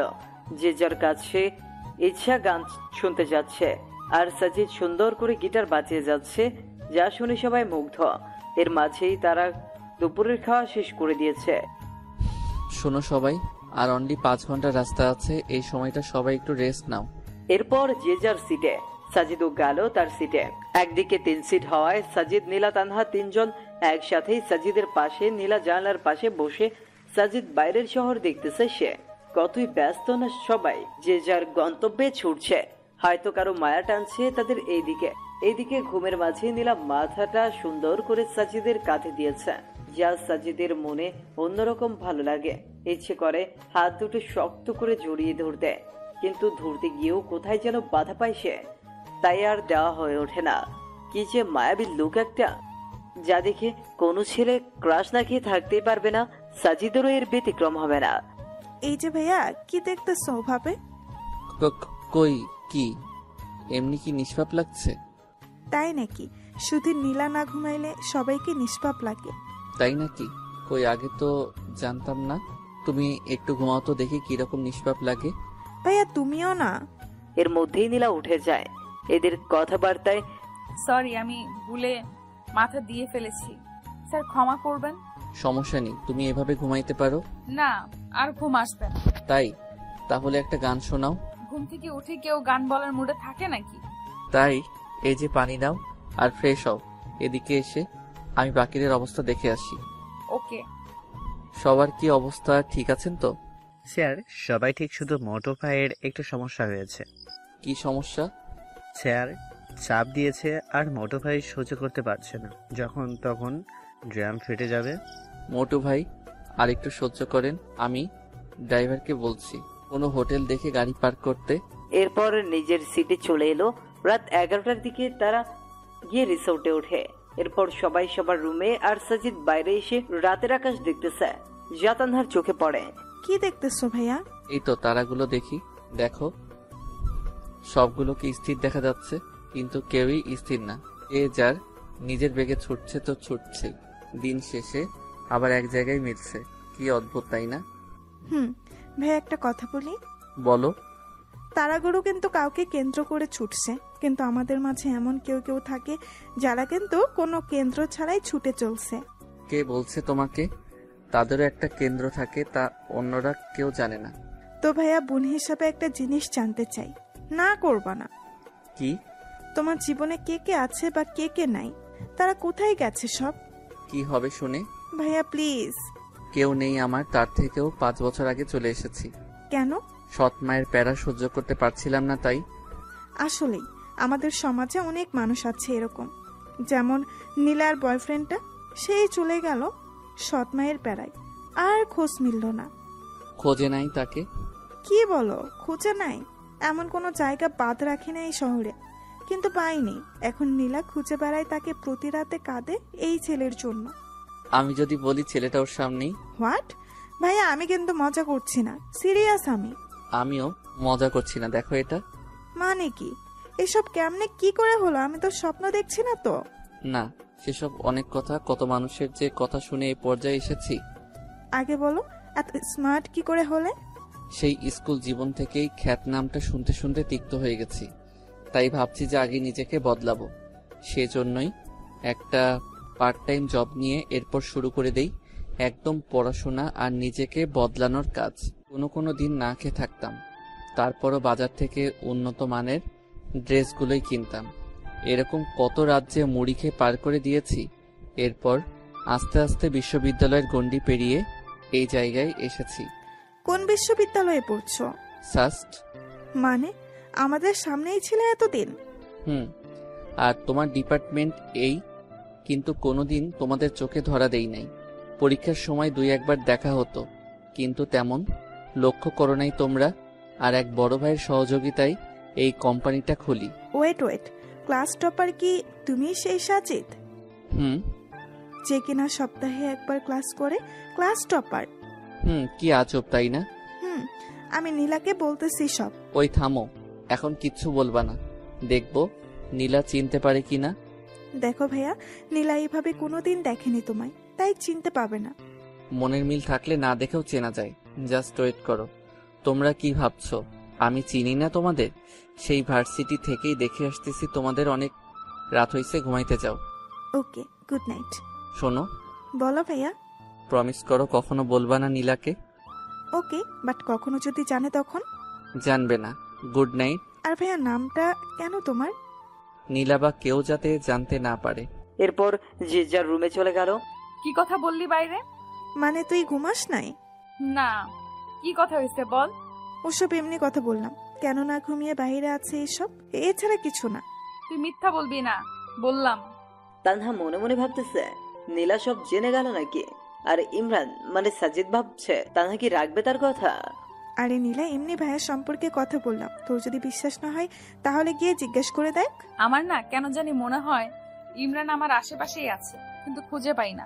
এসব তোর মনের ভুল, রাত হয়েছে, ঘুমা এখন। এরপর সবাই ঘুমিয়ে পড়লো যে যার মতো। আর অন্যদিকে সাজিদ ভাবতেছে নীলাকে সত্যিটা বলবে কিনা। যে এতটা ভালোবাসে, এত বছর ধরে খুঁজতেছে, তাকে কি কষ্ট দেওয়া ঠিক হবে? না, আমার মতোই আমি চলি, দেখি চিনতে পারে কিনা। পরদিন সবাই ঘুম থেকে উঠে কফি খাচ্ছে, কিন্তু তাদের বসের কোনো খোঁজই নেই। নীলা, গিয়ে দেখ তো ভাইয়া ওঠে না কেন এখনো। কেন, তুই যাইতে পাস না? যা না প্লিজ। এখন চাইতে চাস না, কিন্তু পরে যখন শুনবি সব তখন তো দৌড়ে যাবি, কুত্তি একটা। তানহা পরের কথাগুলো মনে মনে বলল। ওই কিছু বললি তুই? কই না তো, তুই গিয়ে দেখ না প্লিজ। নীলা গিয়ে দরজা ধাক্কাচ্ছে, কিন্তু কোনো খবর নাই কারো। একটু পর সাজিদ উঠে গেল। কি হইল, ধাক্কাচ্ছ কেন? উঠবেন না নাকি? না, ঘুমাবো সারাদিন। ওটা বাদ দিয়ে বাইরে আসেন, সবাই বাইরে অপেক্ষা করতেছে আপনার জন্য। সবাই করতেছে, আপনি করতেছেন না? সবার বাইরে আমি নাকি? কথা দেখি আগের মতোই বেশি বলেন। কিছু বললেন?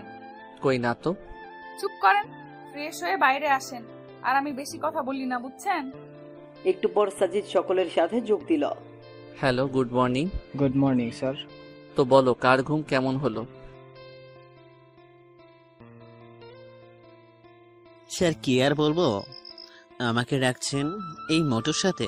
এই মোটর জ্বালাই ঘুমের খবর হয় নাই। কেন, কি হয়েছে? স্যার সারা রাত বইয়ের মতো টর্চার করেছে। মানে? সবাই বিস্ময়ের চোখে তাকাচ্ছে। স্যার নেগেটিভ ভাববেন না, সারা রাত একবার হাত তুলে দেয়, একবার পা তুলে দেয়, গায়ে আর কি ওজন। কি খাস রে ভাই তুই? তোর বউ যে হবে তার জীবন শেষ। সবাই শুনে হাসতে লাগলো। তো সবাই রেডি হও, একটু পরেই আমরা বার হব। ওকে। এরপর সবাই ফ্রেশ হয়ে নাস্তা সেরে বের হলো বান্দরবন দেখতে। তানহা দেখ কতটা সুন্দর না? আসলেই সুন্দর। স্যার ওখানে যাব। ওকে চলো, সবাই চলো ওই জায়গায়। সবাই গিয়ে সুন্দর মজা করতেছে। এই ভাইয়া, DSLR কি এমনি আনছো?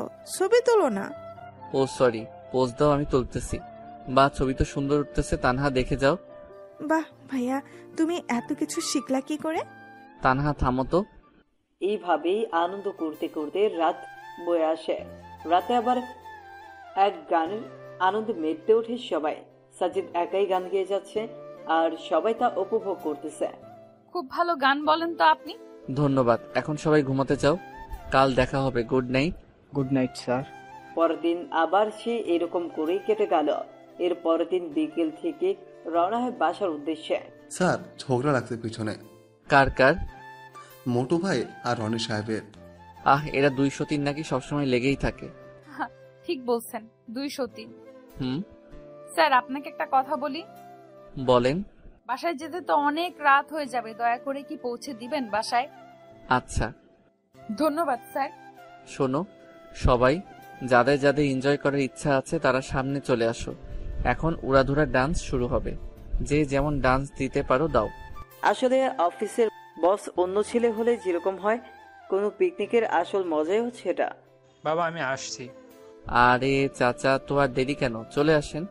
সবাই অনেকটা মজা করলো। রাত 2টার দিকে গাড়ি এসে ফেরলো সেই চিরচেনা অফিসের সামনে। আস্তে আস্তে সবাই নেমে সাজিদের কাছ থেকে বিদায় নিয়ে চলে গেল। এখন বাকি আছে শুধু তানহা আর নীলা। নীলা, আমার শরীরটা ভালো না, অসুস্থ অসুস্থ লাগছে, তোমরা একাই যেতে পারবে না? এত রাতে কি করে যাব? ওকে চলো। জোর সারতে খুব ভালো লাগছে নীলার, পাশাপাশি হাঁটতে কাছাকাছি বাসা হওয়ায় বেশিক্ষণ লাগেনি যেতে। নীলা যাও তাহলে, আমি গেলাম। গেলাম মানে এত রাতে কই যাবেন আপনি? ভেতরে আসেন। রেগে বললো কথাটা। রাগটাও দেখি আগের মতোই। দেখেন স্যার, আমার সামনে এরকম মনে মনে কিছু বলবেন না। ভেতরে আসেন এখন। আম্মু, ইনি হচ্ছেন আমাদের বস। ও তুমি সাজিদ? আসসালামু আলাইকুম। মা, ক্ষুধা লাগছে, খেতে দাও। তোমরা বসো, আমি দিচ্ছি। আসলে আন্টি, আমাকে যেতে হবে এখন। আরে বাবা, এত রাতে কোথায় যাবা? রিস্কা অটো কিছুই পাবে না। আর বর্তমানে যে ছিনতাইকারীদের জ্বালা, তুমি আজ রাতটা থেকে যাও।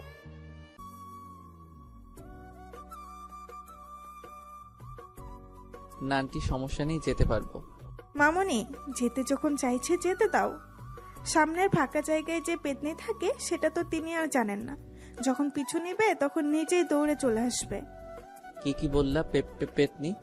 ভয়ে চুপসে গেছে একদম। আহ তানহা, খামোকা ভয় বাড়িয়ে দিচ্ছিস। বাবা যাও, টয়লেট ওইদিকে, ফ্রেশ হয়ে আসো, আমি খাবার দিচ্ছি। সাজিদার কিছু না বলে ফ্রেশ হয়ে আসলো। তো মা, এনজয় কেমন করলি? সে কথা আর কি বলবো মামনি, যাদের এরকম বস থাকে তাদের এনজয় কি খারাপ হবে? মা, একদম সেই। সাজিদ চুপচাপ খেয়ে নিল। এরপর নীলা সাজিদকে তার রুম দেখিয়ে নিজের রুমে চলে গেল। এদিকে সাজিদ ঘুমোচ্ছে, অন্যদিকে তানহা নীলা গল্প করতেছে। গল্প করতে করতে তারাও ঘুমিয়ে গেল। সকাল 8টার দিকে নীলার ঘুম ভাঙে, আর সেও শয়তানি করে তানহার ঘুম ভাঙিয়ে দেয়। অফিস বন্ধ, তাই তেমন তাড়াহুড়োও নেই, কিন্তু যা ঘটার তা তো ঘটেই গেছে। জ্বরের কবলে সাজিদ একদম কাবু হয়ে বিছানায় শুয়ে আছে। না ইচ্ছে করছে উঠতে, না ইচ্ছে করছে ঘুমোতে, চুপচাপ শুয়ে আছে। একটু পর তানহা চা নিয়ে আসে।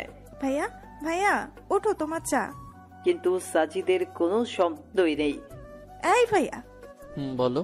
তোমার কণ্ঠ এরকম লাগছে কেন? অসুস্থ নাকি? একটু অসুস্থ, তবে ঠিক হয়ে যাবে। দেখি দেখি। সে যেন তানহার ডাক শুনলই না, কপালে হাত দিল। ও মা, এটা একটু অসুস্থ। নীলা, এদিকে আয়।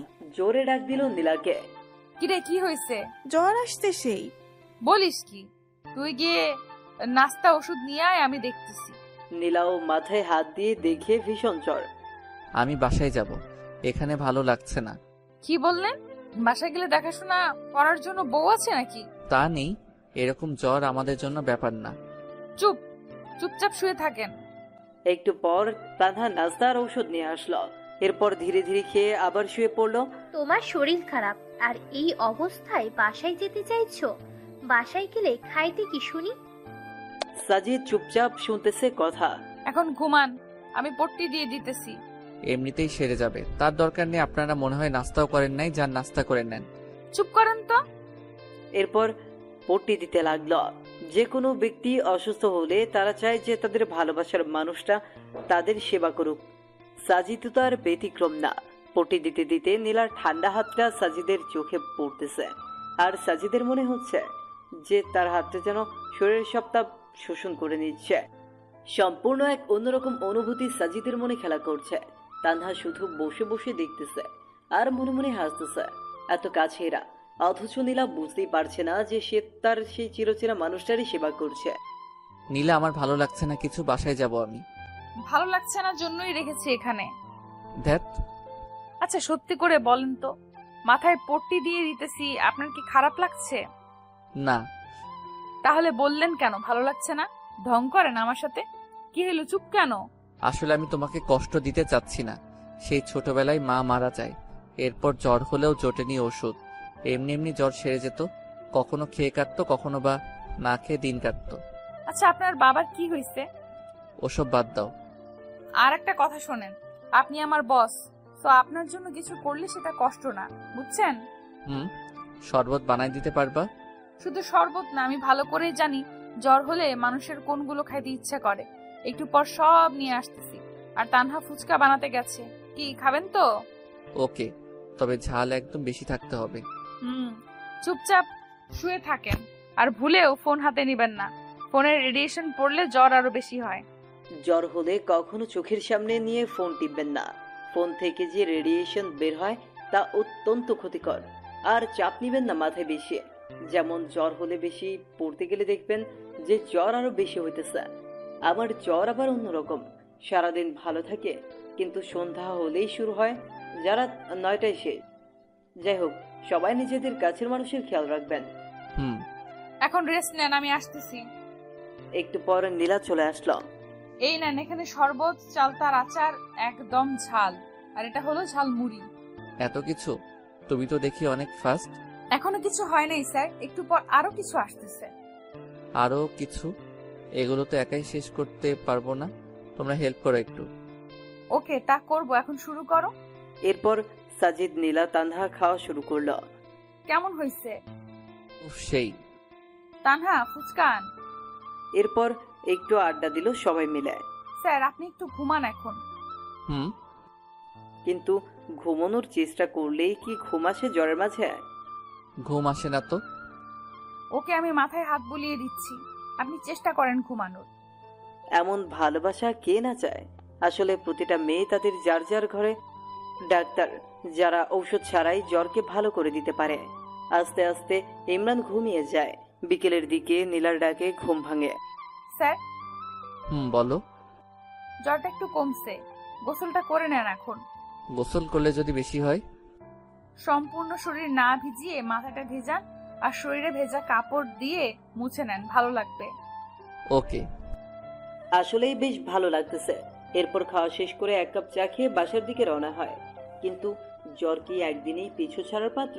বাসার গেটে আসতেই যা যা খেয়েছে তা বের করে দিল মুখ দিয়ে। আস্তে আস্তে জ্বরটাও বাড়তে লাগলো। সাজিদও সুন্দর করে কাঁথা মুড়ি দিয়ে ঘুমিয়ে পড়লো। সন্ধ্যার দিকে অনেকটা ঠান্ডা লাগতেছে। শুয়ে পড়তেই ঘুম ঘনিয়ে আসে চোখে। রাত 2টায় ঘুম ভেঙে যায়। আর আসে না ঘুম। এখন কোন রকম যন্ত্রণা কাজ করতেছে শরীরে। মনে হচ্ছে এর থেকে মরাই ভালো। কোন রকম রাতটা পার করে দিল। হ্যালো চাচা। হ্যাঁ বাবা, হঠাৎ এত সকালে? চাচা আমার জন্য কিছু খাবার আর জ্বরের ওষুধ নিয়ে আসেন তো একটু। ওকে, আমি এক্ষুনি আসতেছি। একটু পর সব নিয়ে আসলো। চাচা আর আজ সবাইকে অর্ধেক বেলা কাজ করে ছুটি দিয়ে দিন। আচ্ছা। সময় মতো সবাই চলে আসলো। তখন পিয়ন সবাইকে জানিয়ে দিল, চাচা স্যারের অসুখ ভালো হয় নাই। না মা, আরো বেশি হয়েছে। সকালে গিয়ে খাবার ওষুধ কিনে দিয়েছি। ও, ওনার বাসার ঠিকানাটা দেন তো। ঠিক আছে, লিখে নাও। এরপর ঠিকানা নিয়ে তারা চলে গেল বাসার উদ্দেশ্যে। গিয়ে দেখে দরজা খোলাই আছে। এই যে বস, আপনার সমস্যা কি? হ্যাঁ, কই কোনো সমস্যা নাই তো। জ্বর বেশি হয়েছে, একবার তো বলতে পারতেন আমাদের, শুধু বেশি বুঝবে। তানহা একটা অটো ডেকে নে। অটো দিয়ে কি হবে? যতদিন না জ্বর ভালো হচ্ছে আমাদের কাছে থাকবেন। এটা সম্ভব না।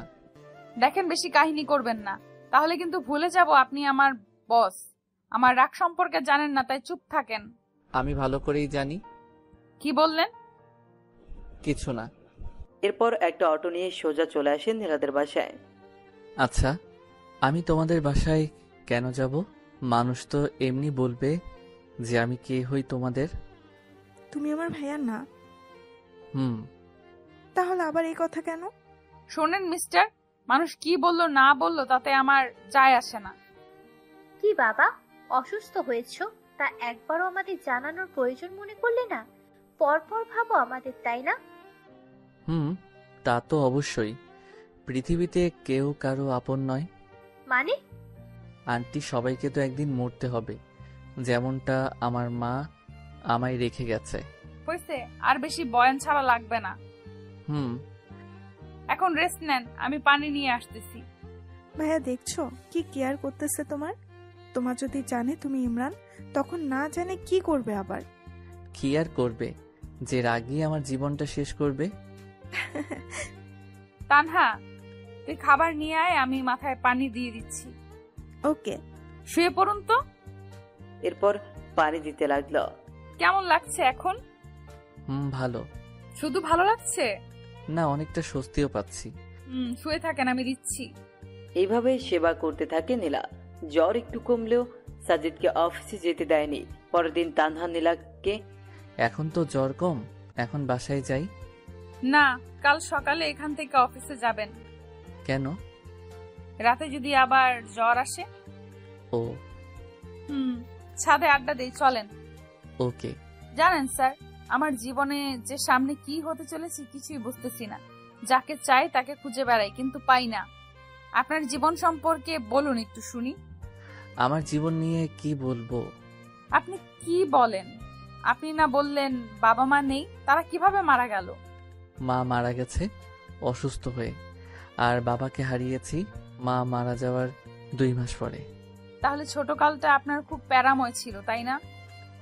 শুধু প্যারা না, আরো অনেক কষ্ট ছিল। আসলে কষ্টের পর সুখ আসে, তাই না? কি জানি, হবে হয়তো। আমি কবে দেখা পাবো? কিসের, সুখের নাকি ছেলেটার? দুটোরই। কে সেই ছেলে? ওর নাম ইমরান। শেষে আমায় একটা চিঠি দিয়ে চলে গেছে। আজ পর্যন্ত অনেক খুঁজেছি কিন্তু পাইনি। ও বাবা, তাড়াতাড়ি দেখিও। চলেন, ঘুমাবেন এখন। শোনো। বলেন। Good night. Good night. পরদিন সকালে ফ্রেশ হয়ে চলে গেল সবাই অফিসের দিকে। বাবা কেমন আছো? আলহামদুলিল্লাহ চাচা। জ্বর কমেছে কি? হ্যাঁ চাচা, যে ট্রিটমেন্ট দিছে জ্বর ভালো না হয়ে কই যাবে। এরপর সাজিদ ওর রুমে গেল। একে একে সবাই এসে জিজ্ঞেস করতেছে স্যারের শরীর কেমন আছে। এই যে মিস্টার স্যার, কি? লাঞ্চের সময় হয়েছে, চলেন। এখন না, তোমরা যাও, আমি পরে আসতেছি। না, এখনই চলেন, বেশি কথা বলবেন না। ওকে চলো। তুমি তো আবার যে রাগী। রাগের তো কিছুই দেখেননি এখনো। আমার মা বাবা আর আমার বিএফ জানে আমি কেমন রাগী। হইছে, চলেন। এরপর খাওয়া শেষে আবার চলে আসে কাজে। ভাইয়া চলো এখন। আর একটু কাজ করে যাই। না, এখন চলো। আজব, যাবোটা কোথায়? কেন? আমার খালামণির বাসায়। আবার যাব কেন? আমি তো সুস্থ এখন। সুস্থ মানে যদি রাতে আবার আসে? আমি চাইতে বলছি চলো। আহ, এই দুই বোন জীবনটারে তেজপাতা বানাবে। ধরে নাও তাই। চলো এখন। কি আর করার, আবার গেলাম তাদের বাসায়। এবার আর সেবা না, এবার খাইয়ে 12টা বাজিয়ে রুমে পাঠাই দিছে। এই যে মিস্টার স্যার, কি অবস্থা? এই তো ভালোই। আচ্ছা, আমার একটা কথার উত্তর দিবেন? বলো। আচ্ছা, এই বয়সে আপনাকে স্যার বানাইছে কে? শোনো, টাকা আর নাম হলে নিজের বাবাও স্যার ডাকে। বুঝলাম। আচ্ছা, পড়ছেন কতদূর পর্যন্ত? তুমি যতদূর পড়ছো আমিও তেমনটাই। তাহলে সাবজেক্ট কি? তোমারটাই।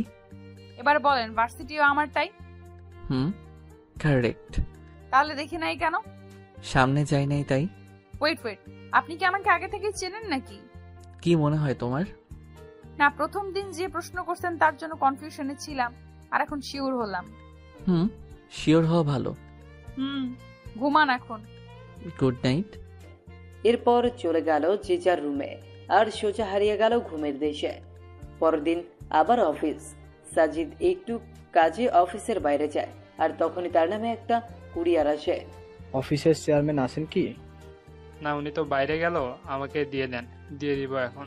ওকে, এখানে একটা সাইন দেন। আচ্ছা। এরপর কুরিয়ার দিয়ে চলে যায়। মা, কুরিয়ারটা রাখো তো। তোমাদের কাছে সাজিদ মনে হয় লাঞ্চের সময় আসবে। আমি আবার বাসায় যাব তাড়াতাড়ি। ও তোমাদের সাথে লাঞ্চ করলে দিয়ে দিও। ওকে চাচা, দেন। না, কুরিয়ারটা নিয়ে কেবিন রাখলো, আর তখনই নীলার চোখে পড়ল। কিরে এটা? স্যারের কুরিয়ার। এরপর হাতে নিয়ে দেখতে লাগলো। হঠাৎ চোখ আটকে গেল ইমরান নামের জায়গায়। তানহা, এদিকে দেখতো। কি? স্যারের নাম আসছে, তাহলে ইমরান নাম আসলো কই থেকে? হতে পারে স্যারের আরেকটা নাম ইমরান। এরা নিশ্চয়।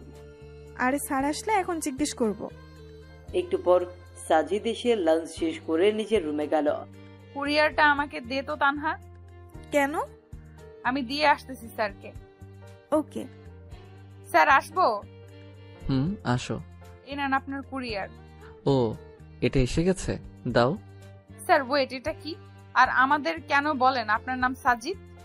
ও, এটা বলতে ভুলে গেছি। আমার শুধু একটা কথার উত্তর দেবেন। কি কথা? শুধু সত্যি করে বলবেন আপনি আমার সেই ইমরান কিনা। পৃথিবীতে কি একটা ইমরান? স্যার, আমার প্রশ্নের উত্তর এটা না। যদি সত্যি বলি তখন কি হবে, আর মিথ্যা বললে তখন? সেটা পরে দেখতে পাবেন। বলেন এখন প্লিজ, হাত জোর করে রিকোয়েস্ট করতেছি, প্লিজ সত্যিটা বলবেন। আমি ইমরান। এটা বলতে দেরি আর গালে থাপ্পড় পড়তে দেরি না। এরকমটা না করলেও পারতেন। আপনি আর কখনো আমার সাথে কথা বলবেন না। আমি কালকেই চাকরিটা ছেড়ে দিব। এটা বলেই নীলা কেঁদে চলে গেল। ভাগ্যিস রুমের ভেতর থাপ্পড় দিছে, তাই কেউ দেখেনি। ইমরান দাঁড়িয়ে আছে। কি ভাবলো আর কি হয়ে গেল? ভাবলো নীলা কাছে টেনে নিবে, কিন্তু তা না, উল্টা আরো দূরে গেল। আমার না বলাটাই ভালো ছিল। ভাইয়া, কি হয়েছে? নীলা এভাবে গেল কেন? সব বলে দিছি, বাকিটা তুমি বলিও। ওর রাগ বেশি, তা তো জানোই। আস্তে আস্তে সব ঠিক হবে। আল্লাহ, কি যে ঠিক হবে তুমি ভালো জানো। যে মেয়েটা নীলা বাসায় এসে দরজা লাগিয়ে শুরু করে দিল কান্না। এটা কষ্টের কান্না নাকি খুশির কান্না তা সে নিজেও জানে না। হতে পারে কষ্টের, আবার হতে পারে খুশির। এতদিন ধরে যাকে খুঁজে আসতেছে তাকে পেয়েছে আজ, খুশি তো হবেই। আর ইমরান এতদিন আশেপাশে থেকেও কোনোদিন পরিচয় দেওয়ার প্রয়োজন মনে করেনি। এটা ভেবে হয়তো কষ্ট পেতে পারে। মানুষের জীবন যে কখন কি হয় বলা কঠিন। নীলা, এই নীলা, কি হয়েছে? আজ এত তাড়াতাড়ি আসলি যে? কি রে মা, দরজা খুলতো, শুনি কি হয়েছে। আমাকে বলবি না তুই? তুই বলতি না আমি তোর বেস্ট ফ্রেন্ড, আর আজ আমাকে বলবি না? নীলা আর থাকতে না পেরে দরজা খুলে আবার কান্না শুরু করে দেয়, তবে এবার তার মাকে জড়িয়ে ধরে। আরে পাগলি মেয়ে, এরকম করে কেউ কাঁদে নাকি? কি হয়েছে সেটা তো বলবি। ইমরানকে পেয়েছি মা। কি? কোথায় সে? থাপ্পড় মেরে চলে এসেছি। ও মা, কেন? আমার সামনেই ছিল এত বছর, কিন্তু পরিচয় দেয়নি কখনো, তাই। দেখো দেখি মেয়ের কাণ্ড। তা কে সে যে তোর সামনে থেকেও পরিচয় লুকিয়েছে? আমার অফিসের বস কুত্তাটা আছে না, ওটাই হয়। ও মা গো, এতদিন সাজিদ নামে ছিল? আরে মা, ওইটা আমার ভার্সিটিতে আমার সাবজেক্টেই ছিল, আমাকে চিনতো ভালো করে। আচ্ছা, তুই তাকে চিনলি না কেন? ও কি আর আগের ইমরান আছে মা? আগে চশমা পরতো, ঢিলে পোশাক পরতো, পায়ে জুতা কম দামি ছিল, চুলগুলো একদিকে রাখতো, তেল দিত চুলে। কিন্তু এখন সব তো চেঞ্জ, এমন ড্রেস পরে যা কল্পনার বাইরে। চশমাটাও নেই, জুতো তো কম দামি নেই, মুখের গঠনটাও চেঞ্জ করে ফেলছে গরুটা। বুঝলাম। তা এই জ্বরের মাঝে ছেলেটাকে থাপ্পড় মারা কি ঠিক হয়েছে? যদি জ্বর আসে আবার? আসলে আসবে। আমার একটা প্ল্যান আছে। কি প্ল্যান? ও তোকে কষ্ট দিয়েছে না, ওকে শাস্তি দেওয়া দরকার। কিভাবে? ওকে ইগনোর করে চলবি সব সময়, আর ওর রিয়াকশন দেখবি। তবে মা একটা জিনিস বুঝলাম না, ছেলেটা এতটা চেঞ্জই হলো কি করে? আর যার কিছু ছিল না সে আজ কিনা সফটওয়্যার কোম্পানির মালিক। শোন, মানুষের মনে যদি ইচ্ছে থাকে আর যদি সে কঠোর পরিশ্রম করে তাহলে সব সম্ভব। হয়েছে, অনেক কেঁদেছিস, এখনই খাবি। এখন মজা করার সময়, কষ্ট পাওয়ার সময় না। এতদিন তো কষ্ট পেলি, এখন না হয় একটু মজা নে। তবে মা আমি বুঝি না খ্যাটটা এরকম হলো কিভাবে? ওই যে ইচ্ছে শক্তি। এখন খাবি, চল তো। এরপর নীলা খেয়ে টিভি রুমে গিয়ে টিভি দেখতে থাকে। টিভি দেখা শেষ হলে আবার ঘুরে নিয়ে ছাদে চলে যায়। আসলে বিকেল বেলাটা ঘুরে উড়াতে বেশ ভালোই লাগে নীলা। মামনি, নীলা কই? এতক্ষণে তানহাও এসে গেছে। উপরে আছে, দেখ গিয়ে। শোন শোন, খেয়ে যা আগে। দাঁড়াও, আসতেছি। কি রে নীলা, ওরকম করে আসলি কেন? কেন, কি হয়েছে? ভাইয়া কি ভাবছে বলতো? যা ভাবার ভাবুক, তাতে আমার কি? তোর কি মানে? যাকে খুঁজতেছিস সে আজ সামনে তো বলতেছিস, তাতে আমার কি? শোন, ওই কুত্তার কথা ভুলেও বলবি না। উনি শুধু আমার বস, অন্য কিছু না। বুঝলাম। খাবো, চল। ওকে এরপর নিয়ে এসে খেয়ে আবারও মনোযোগ দেয় ঘুরে উড়ানো। আচ্ছা নীলা, তুই ইমরানকে পেয়েও থাপ্পড় দিয়ে চলে এসেছিস, এখানে আবার মনের সুখে ঘুরে উড়াচ্ছিস। তোর কি খারাপ লাগছে না একটু? না তো, তুই দেখে বুঝতেছিস না? গুড। ঘুরে উড়িয়ে সন্ধ্যায় রুমে আসে। একটু পর ফোন আসে। হ্যালো, আসসালামু আলাইকুম। ওয়ালাইকুম আসসালাম। কে আপনি? কণ্ঠ শুনেও বোঝো না নাকি না বোঝার ভান করতেছো? ধরে নেন একটা। আমার দোষটা তো বলবা।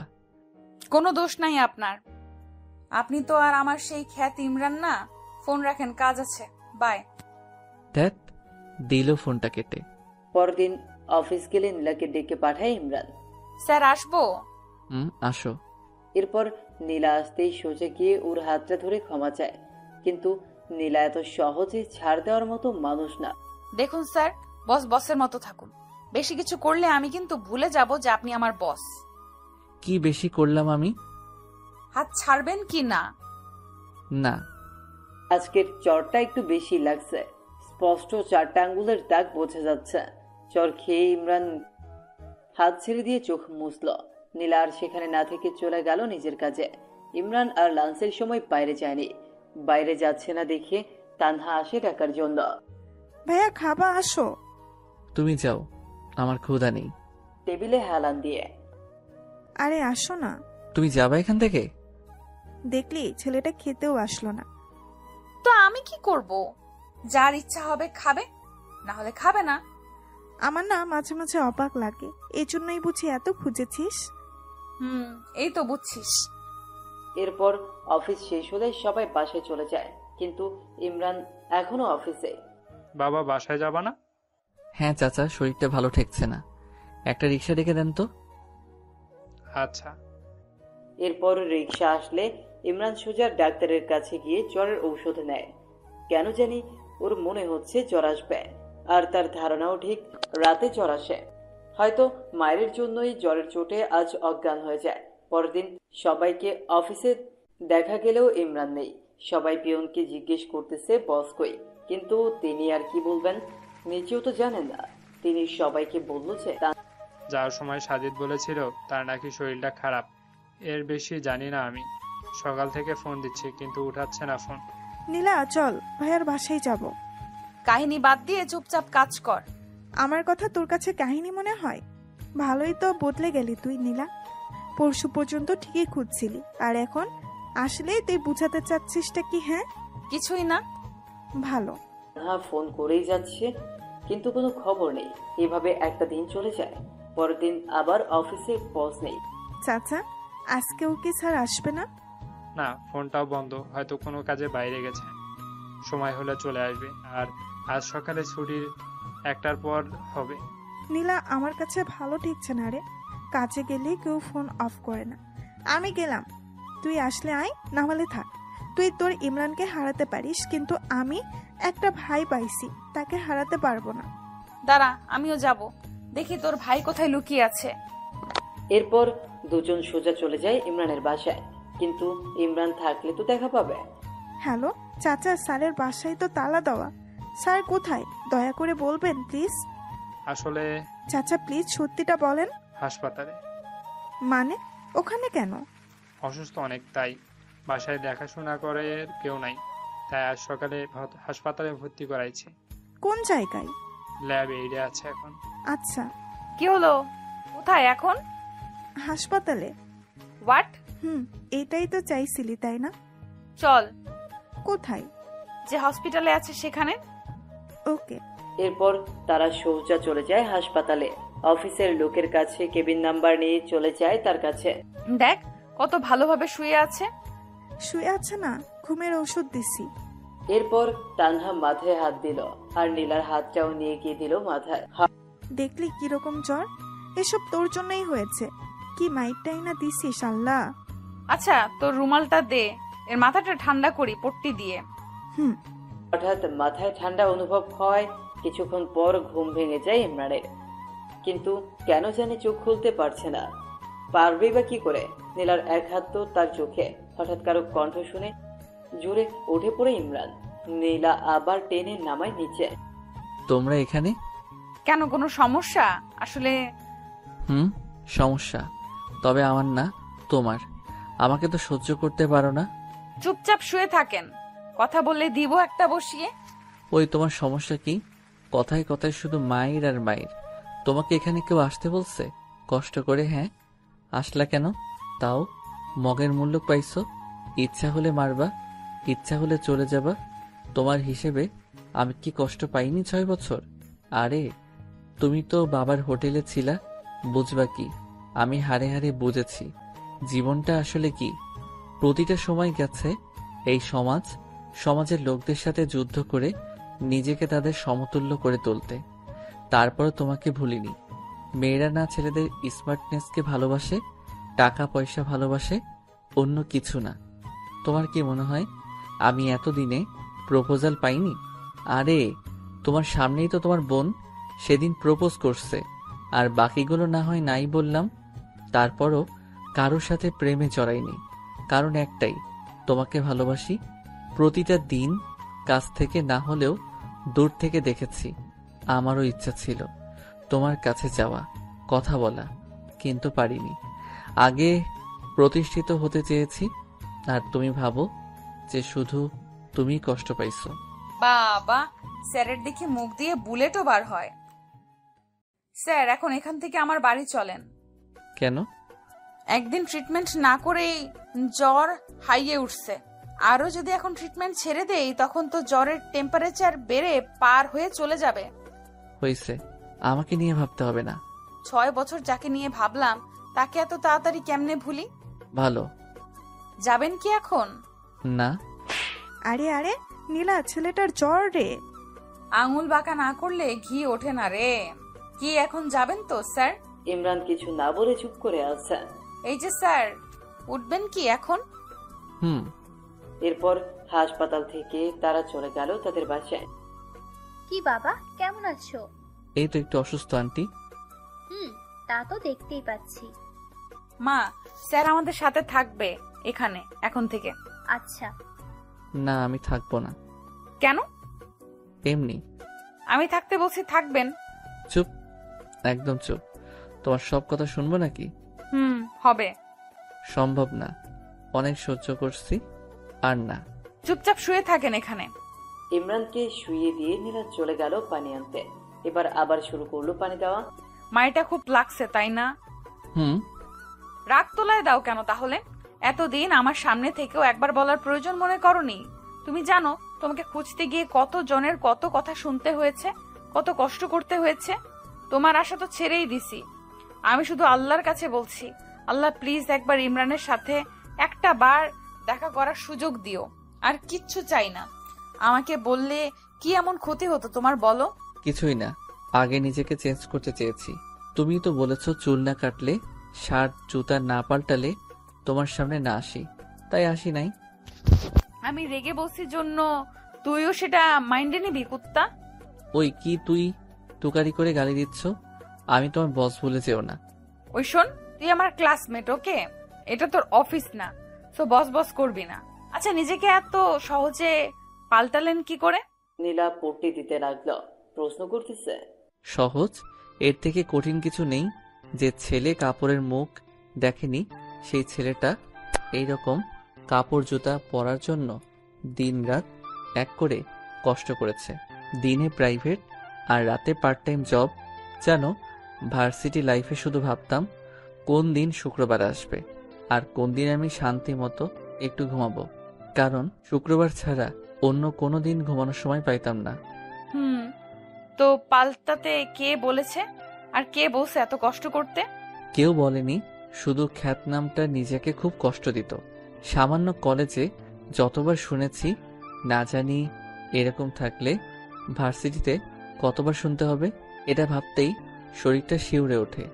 তাই চিন্তা করেছি, যদি চান্স পাই নিজেকে বদলাতে পারলে যাবই না ভার্সিটিতে। সব বুঝলাম।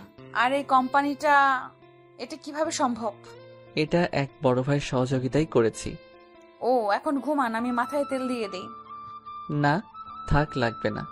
একটা কথা বলবো? এত বছর অনেক কষ্ট দিচ্ছেন, অনেক কাঁদাইছেন। প্লিজ হাত জোর করে বলি, আর কষ্ট দিয়েন না। একবার হারাইছি আপনাকে, আর হারাতে চাই না। প্লিজ যা করতে চাই করতে দেন। আর আমি রেগে গিয়ে কিছু বললে বা করলে সেটা মনে নিয়েন না। রেগে গিয়ে মারবা? আমি সহ্য করব নাকি? পরে আপনিও মারবেন, তাহলেই তো হয়। এখন যা করতে চাচ্ছি করতে দেন। ওকে। মানুষের জ্বর হলে মাথায় পট্টি দেওয়া, তেল দেওয়া মতো কেউ থাকলে আর কিছু লাগেই না। আর যাদের কেউ নেই তাদের অবস্থা আমার মতো। পুকুর পাড়ে বসে থাকা, মাঝে মাঝে বমি করার মতো অবস্থা হয়। একবার আমার জ্বর হয়েছিল, বমি করছিলাম যখন, তখন মা এসে আমার মাথার 2 সাইড চেপে ধরছিল। সত্যি এরকম ভালো যে জ্বরের মাঝে লাগে তা কখনো জানা ছিল না। থাক, ওসব না বলে গল্পে ফিরে। ইমরান তো বেশ মজাতেই আছে। সারাদিন মেয়ে পাশে সেবা করে যাচ্ছে, আর কষ্টে আছি আমি, কেউ নেই পাশে। নীলা মাথায় তেল দিয়ে দিতে দিতে ইমরান ঘুমিয়ে পড়ে, কিন্তু নীলা থেমে থাকে না। সে 11টায় বসেছে ইমরানের পাশে, বিকেল 3টে পর্যন্ত পাশেই বসে আছে। এর মধ্যে ইমরানের ঘুম ভেঙে যায়। তুমি এখনো এরকম করে দিচ্ছ? বললাম না একবার হারাইছি, আর হারাইতে পারবো না। যাও, এখন গোসল করে খাও। ওকে। নীলা গেলে আবার তানহা চলে আসে।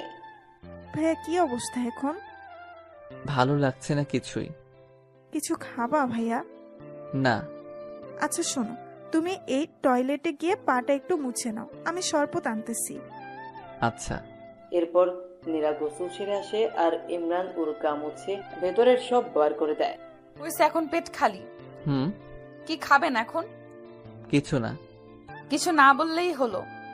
আমি ফুচকা আনছি, সবাই খাবো, খেয়ে আবার ওষুধ খেতে হবে। ওকে। খাওয়া শেষে আবার একটু শুয়ে পড়ে। জ্বরটা একটু হালকা হালকা লাগছে, কিন্তু এত সহজে কি বাঁচা যায়? রাতে আবার সেই জ্বর, আর নীলার কষ্ট আবার শুরু। সারাটা রাত পাশে থেকে সেবা করে জ্বরটা কন্ট্রোলে নিয়ে আসে। সকালে ইমরান ঘুম থেকে উঠে দেখে নীলা টেবিলে হেলান দিয়ে ঘুমিয়ে পড়েছে। নীলা, নীলা। হুম হুম, ঘুম ভাঙছে। হুম। এখন কেমন লাগছে? ভালো। মনে হয় জ্বরটা ভালো হয়েছে। তুমি ঘুমাও, আমি একটু বাইরে থেকে আসি। আচ্ছা। এরপর নীলা ও রুমে গিয়ে ঘুমিয়ে পড়লো। একটু পরে ইমরান রেডি হচ্ছে অফিসে যাওয়ার জন্য। কি হইল ভাইয়া, রেডি হয়ে কই যাও? কই আবার অফিসে যাব? তোমার মাথা খারাপ? এখনো জ্বর ভালোই হয় নাই, আর তাতেই কাজে। তোমার কাজ আজ আমরা করে দিব, তুমি রেস্ট নাও এখন। আরে আমার কাজ তোমরা পাবা না, আমাকেই যেতে হবে। 2 দিন থেকে কাজ হচ্ছে না আমার। ওই কি কাজ করো তুমি, হ্যাঁ, যে আমরা পাবো না? আমাদের সবার একই কাজ, শুধু সেক্টর আলাদা। তানহা, থামো তো। তানহা, কি হয়েছে রে? এটা আবার কই থেকে আসলো? এত তাড়াতাড়ি ঘুম ভাঙলো? এই দেখ না, ইনি নাকি অফিসে যাবে। যাক, সমস্যা কি? উনি জ্বর নিয়ে বাসায় ফিরবেন আর আমরা কষ্ট করে দিন রাত সেবা করে সুস্থ করব। এটা তো আমাদের জব। হইছে, যাব না। হইছে শান্তি, আজ সকালের অফিস বন্ধ। আমার ল্যাপটপটা দাও, আমি সবাইকে টেক্সট করে দিচ্ছি। রাগ ঢং এখনো কমে নাই। সবাই তো আর আপনার মতো না যে নিজেকে বদলে ফেলবে। কথাও দেখি বেশি বলে এখন তানহা। সব বদলাইলেও ঝগড়া করার অভ্যাসটা বদলায়নি। কেন জিজ্ঞেস করতো তানহা? দুজনে তানহাকে বলে ঝগড়া করতেছে। তানহা মাঝে দাঁড়িয়ে থেকে ঝগড়া অনুভব করছে। এমনি এমনি মানুষ বদলায় না, পরিস্থিতি নিজেকে বদলাইতে বাধ্য করে। পরিস্থিতি যদি নিজে তৈরি করে নেয় তাহলে তো আর কারোর কিচ্ছু করার নেই। চুপ করো, সেদিন কি বলেছিলে ভুলিনি। তোমার জন্য অপমানও কম হইনি আমি। তো প্রেম করার সময় মনে ছিল না কত অপমান সহ্য করতে হবে? তোমাকে বদলানোর জন্যই বাধ্য হয়েছে প্রেম করতে, আর ভালোবেসেছি জন্যই ভুলিনি এখনো। ভালো। চল এখন ছাদে যাব, গান শুনবো আজ তোমার অনেকগুলো। গিটার নাই সাথে? আমার কাছে আছে। এখন তো সকাল রাতে আড্ডা দেই, আর বাসা থেকে গিটারটাও নিয়ে আসবো এখন। ওকে। এরপর রাতে আড্ডা বসে যায় ছাদে। শুধু নীলা তানহা না, 6 বছর আগের জন্মদিনে যেসব ছেলেমেয়েগুলো অপমান করেছে তারাও আছে আজ। কিন্তু তারা জানে যে ইমরান নীলার বস, অন্য কিছু না। রাতে ইমরান বসে যায় গিটার নিয়ে, আর বাকিরা চারদিকে। ইমরান এবার শুরু করলো। গান শেষ করে ইমরান চোখ বন্ধ করে আছে। এদিকে নীলার চোখেও পানি এসে গেছে। উফ, সেই হয়েছে ভাইয়া, আরেকটা হবে। না আপু, একটু অসুস্থ আমি, আরেকদিন বলবো। দোস্ত, তোর বসের সিট খালি আছে না, ডাবল রে। খালি থাকলে বল, প্রপোজটা করেই দেই। মেয়েটা নীলার কানে কানে বলল। বলে দেখ কি বলে। মেয়েটা সোজা গিয়ে প্রপোজ করে বসলো। আচ্ছা, তুমি ভালোবাসা বোঝো? বুঝি তো। বুঝলে আর থাক না বলি পুরনো কথা। স্যার বলেন না, সমস্যা নেই। তোমাদের কলেজের ইমরান নামে কাউকে চেনো? নীলার যে বিয়ে ছিল, খ্যাতটা। খ্যাতটাই। আমি কেন, এখানেই সবাই চিনে। সেই ছেলেটাই আমি। হোয়াট? অবাক হওয়ার কিছু নেই। তোমাদের সেদিন নীলাকে করা অপমানটাই আমাকে এত দূরে এনেছে, তাই তোমাদের একটা গান শোনালাম। আর ধন্যবাদ তোমাদের সেদিন অপমান করার জন্য। আর আপু, তোমাকে বলছি, ছেলে এমনি এমনি খ্যাত হয় না, কিন্তু তোমাদের মতো মেয়েগুলো এই খ্যাত ছেলেদের বাঁচার অধিকারটাও কেড়ে নেয়। হতে পারে তোমাদের অনেক টাকা আছে, তার জন্য অন্যকে হার্ট করে কিছু বলতে পারো না। পারলে এরকম খ্যাত কাউকে ভালোবেসে তাকে ঠিক করবার চেষ্টা করে দেখাও। নীলার মতো, তখন বুঝবো তুমি ভালোবাসা বুঝো। এরপর একটা বিস্ময়ের হাসি দিয়ে ইমরান চলে আসে ওখান থেকে, আর বাকিরা অবাক হয়ে দাঁড়িয়ে থাকে সেখানেই।